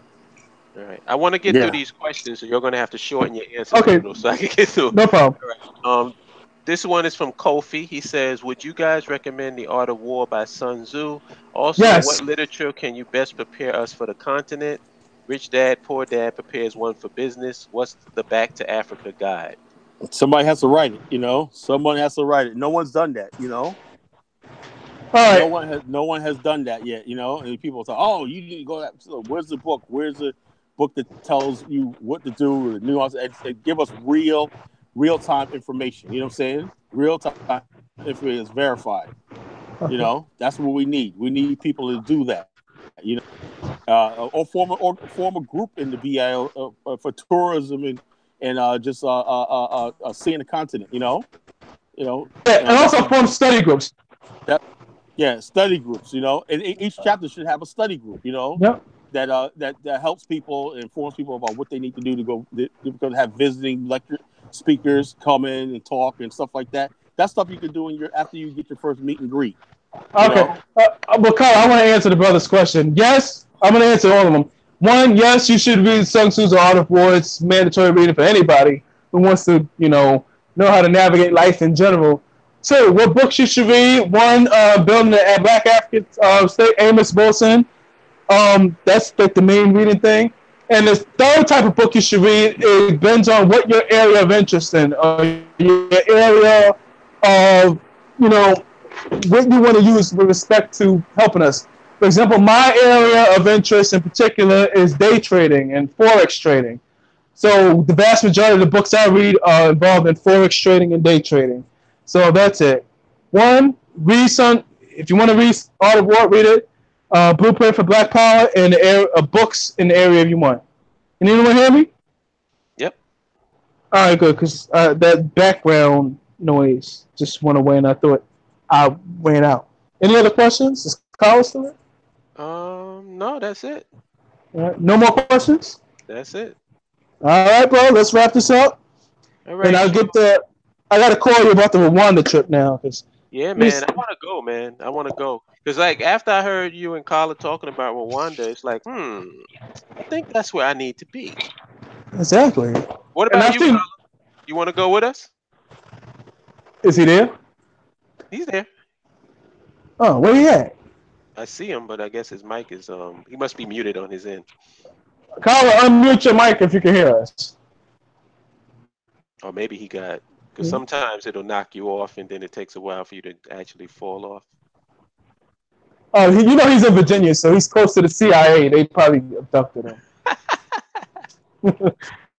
We got some conspiracy theory. From me to you personally, thank you. Thank you. No problem. Because I probably really needed this today. Mm-hmm. I definitely feel, and I feel a lot better. You know what I mean? Yeah. So thank you for that. No problem. Yeah. But I will. Mm-hmm. Go ahead. Like I said, I will be reaching out to Brotha Neo about particularly the Rwanda trip. And, like I said, I'll know by December what dates I'm going to put in. Because I researched it's best to travel during the dry season. It's where you don't got a lot of rain and too much heat in those tropical areas. So it's much more weather friendly. So most likely I'll schedule it during the dry season, which is in about April or so, or maybe February. So also So also of other BAIO members, because, we're a bunch of sellout Uncle Toms who had a nerve to have a 9-to-5 job. So if any other BAIO members, it also gives them the opportunity so they can tag along as well if they want to go to the official BAIO trip to Rwanda. And we could see this nation. And like I said, the more the merrier, because if you travel in a bigger group, you get better discounts on terms of flying, things of that sort. So guess what? We get to answer dudes one of his criticism. Try planning a trip with a bunch of people. Well, guess what? We're about to do that right now. So congratulations. And so going to Africa was going to happen anyway, so I don't understand why people keep raising that point up. It's like I haven't been. There's places in America I haven't been to, but I can still speak about America. Exactly. I haven't been to New Orleans. Right. So I mean, I can speak about Cajun food. Right. There's plenty of places I haven't been to. But before we go, I just want to let y'all know. Right now, we're trying to schedule a STEM show, and the STEM show is either going to be on a Sunday or a Monday. Yeah. One of those 2 days. Old Doss 80 is down. Dundot is down so far. Yep. So we got 4 of us. We're trying to get the other guys committed to that date, but it's either going to be on a Sunday or Monday. I don't know what time. I mean, we got to work on that. But those are the days it's going to be. So very soon, we're going to have a STEM show on a weekly basis. Yes. So I want to let y'all know that. But thank you. Exactly. And of course, Minister, I would love for Minister Daoud to chime in because, he's our residential solar / electrical securities expert. Oh, he's down. He has to be there. He's down. He already knows. Exactly. So yeah, man, I want to thank you and enjoy the rest of your day. I know this is your day off, so make sure you enjoy it. If you was around the way, I would say let's go to Mango Seed, but it's getting close to my sleepy time. I know, and the fact that it's so crazy, the thermostat kicked the heat on in my house just now, so summer's officially over. Oh yeah, so the heat hasn't been on since like April, so yeah, it's officially over. We said goodbye to summer and welcome to fall / winter, because New York only gets 2 seasons, winter and summer. So, but let me let you go, brother, because I know you got to get to bed, and this is a great discussion, and we'll definitely get back to you. To organize this Rwanda trip. Definitely. That seems to be, that some people seems like it's rocket science. But we're going to find out what is really involved in this. And also, we're going to make sure to let all the BAIO members know when this trip is happening, what they're going to need to make sure that they have all their stuff in order, such as the best ways to get your passport renewed quickly. I know for all the BAIO members in New York City, if you, with respect to your passports, if you have a passport and it expires within 6 months, it's best to get it done now, because what happens is they will not let you travel if your passport expires within that period. Right. So it's best to get it down. And if you're in the New York City area, you could go to the place on Hudson Place. Hudson Street, they can do it in I got mine redone in like 2 or 3 days, very quickly. So that's that little tidbit of information out there. Exactly, yeah, you get it done the same day. Also, we're looking at what kind of sort of vaccinations or whatever you may need to go in the area. I don't think you would, because Rwanda's a pretty clean damn country. If anything, we'll probably be the most unhealthy ones there. Exactly. So who knows what that goes in, but we're going to put it in for you in terms, because you are traveling to a tropical country, and it's very similar to Costa Rica. I recommend you bring a lot of shorts, of course, because it's going to be, you're going to get some good days of weather. Also, bring a raincoat or an umbrella, because even though we may be in the dry season going to the wet season, it may happen. And bring some, of course, mosquito repellent, because those things are a pain in the ass. But, we'll both work this out as we go on the time. But we'll definitely keep everyone updated about the Rwanda trip going on. All right? Hey, Bell with that being said, brother. Bell says, please let me know when you guys go to Rwanda. I'll be coming for all of you if you go without me. Oh, yeah, just snap our fingers and then we'll all disappear. But most likely we're going to travel during the dry season, because that's when the weather is like most hospitable. That's when it's not as wet and humid and it's more comfortable. Mm-hmm. So let me actually look that up now. Somebody out here and go to Google, look up Rwanda dry season, because I like to, because I like to pick months like February, because I don't know how you guys' vacations schedules work. If you guys pick your vacation or Your vacation picks you. Yeah, I do. I can pick whatever I want. exactly. So I'm good. Dry. I got you, Bell. Don't worry, I got you. All right, we're on the dry season. Dry season. So the dry season lasts from December to February. So perfect.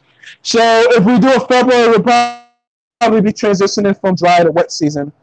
So yeah, the dry season is often light cloud cover. It's like that when I went to Costa Rica, but it's not really humid and rainy and gross.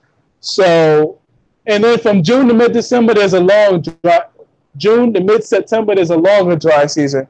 But I want to do the February trip because for the folks in the Northeast, they probably want to get away from our horrendous winters and go someplace better. So, and plus it's cheaper to travel in February because no one fucking travels during that time. Right. So all that's gonna come in due time. I'm gonna reach out to Brotha Neo, respected finding tour guides and people who can set us up with lodging and stuff like that. Mm-hmm. Like I said, Rwanda, they have some really nice hotels there. So we're gonna get this done, and we're not gonna have you go to the continent and be in a situation where it's so far removed from your experience in terms of infrastructure and amenities and accommodations from America that you say, wow, we were really roughing it. So we're going to work that all out. But as I said, brother, it was good talking to you. It was good talking to Brother Kara. And we definitely will meet up for the STEM show, which I'm looking forward to. No doubt. And peace to everybody. Enjoy the rest of your day. All right, brother. Peace. Peace.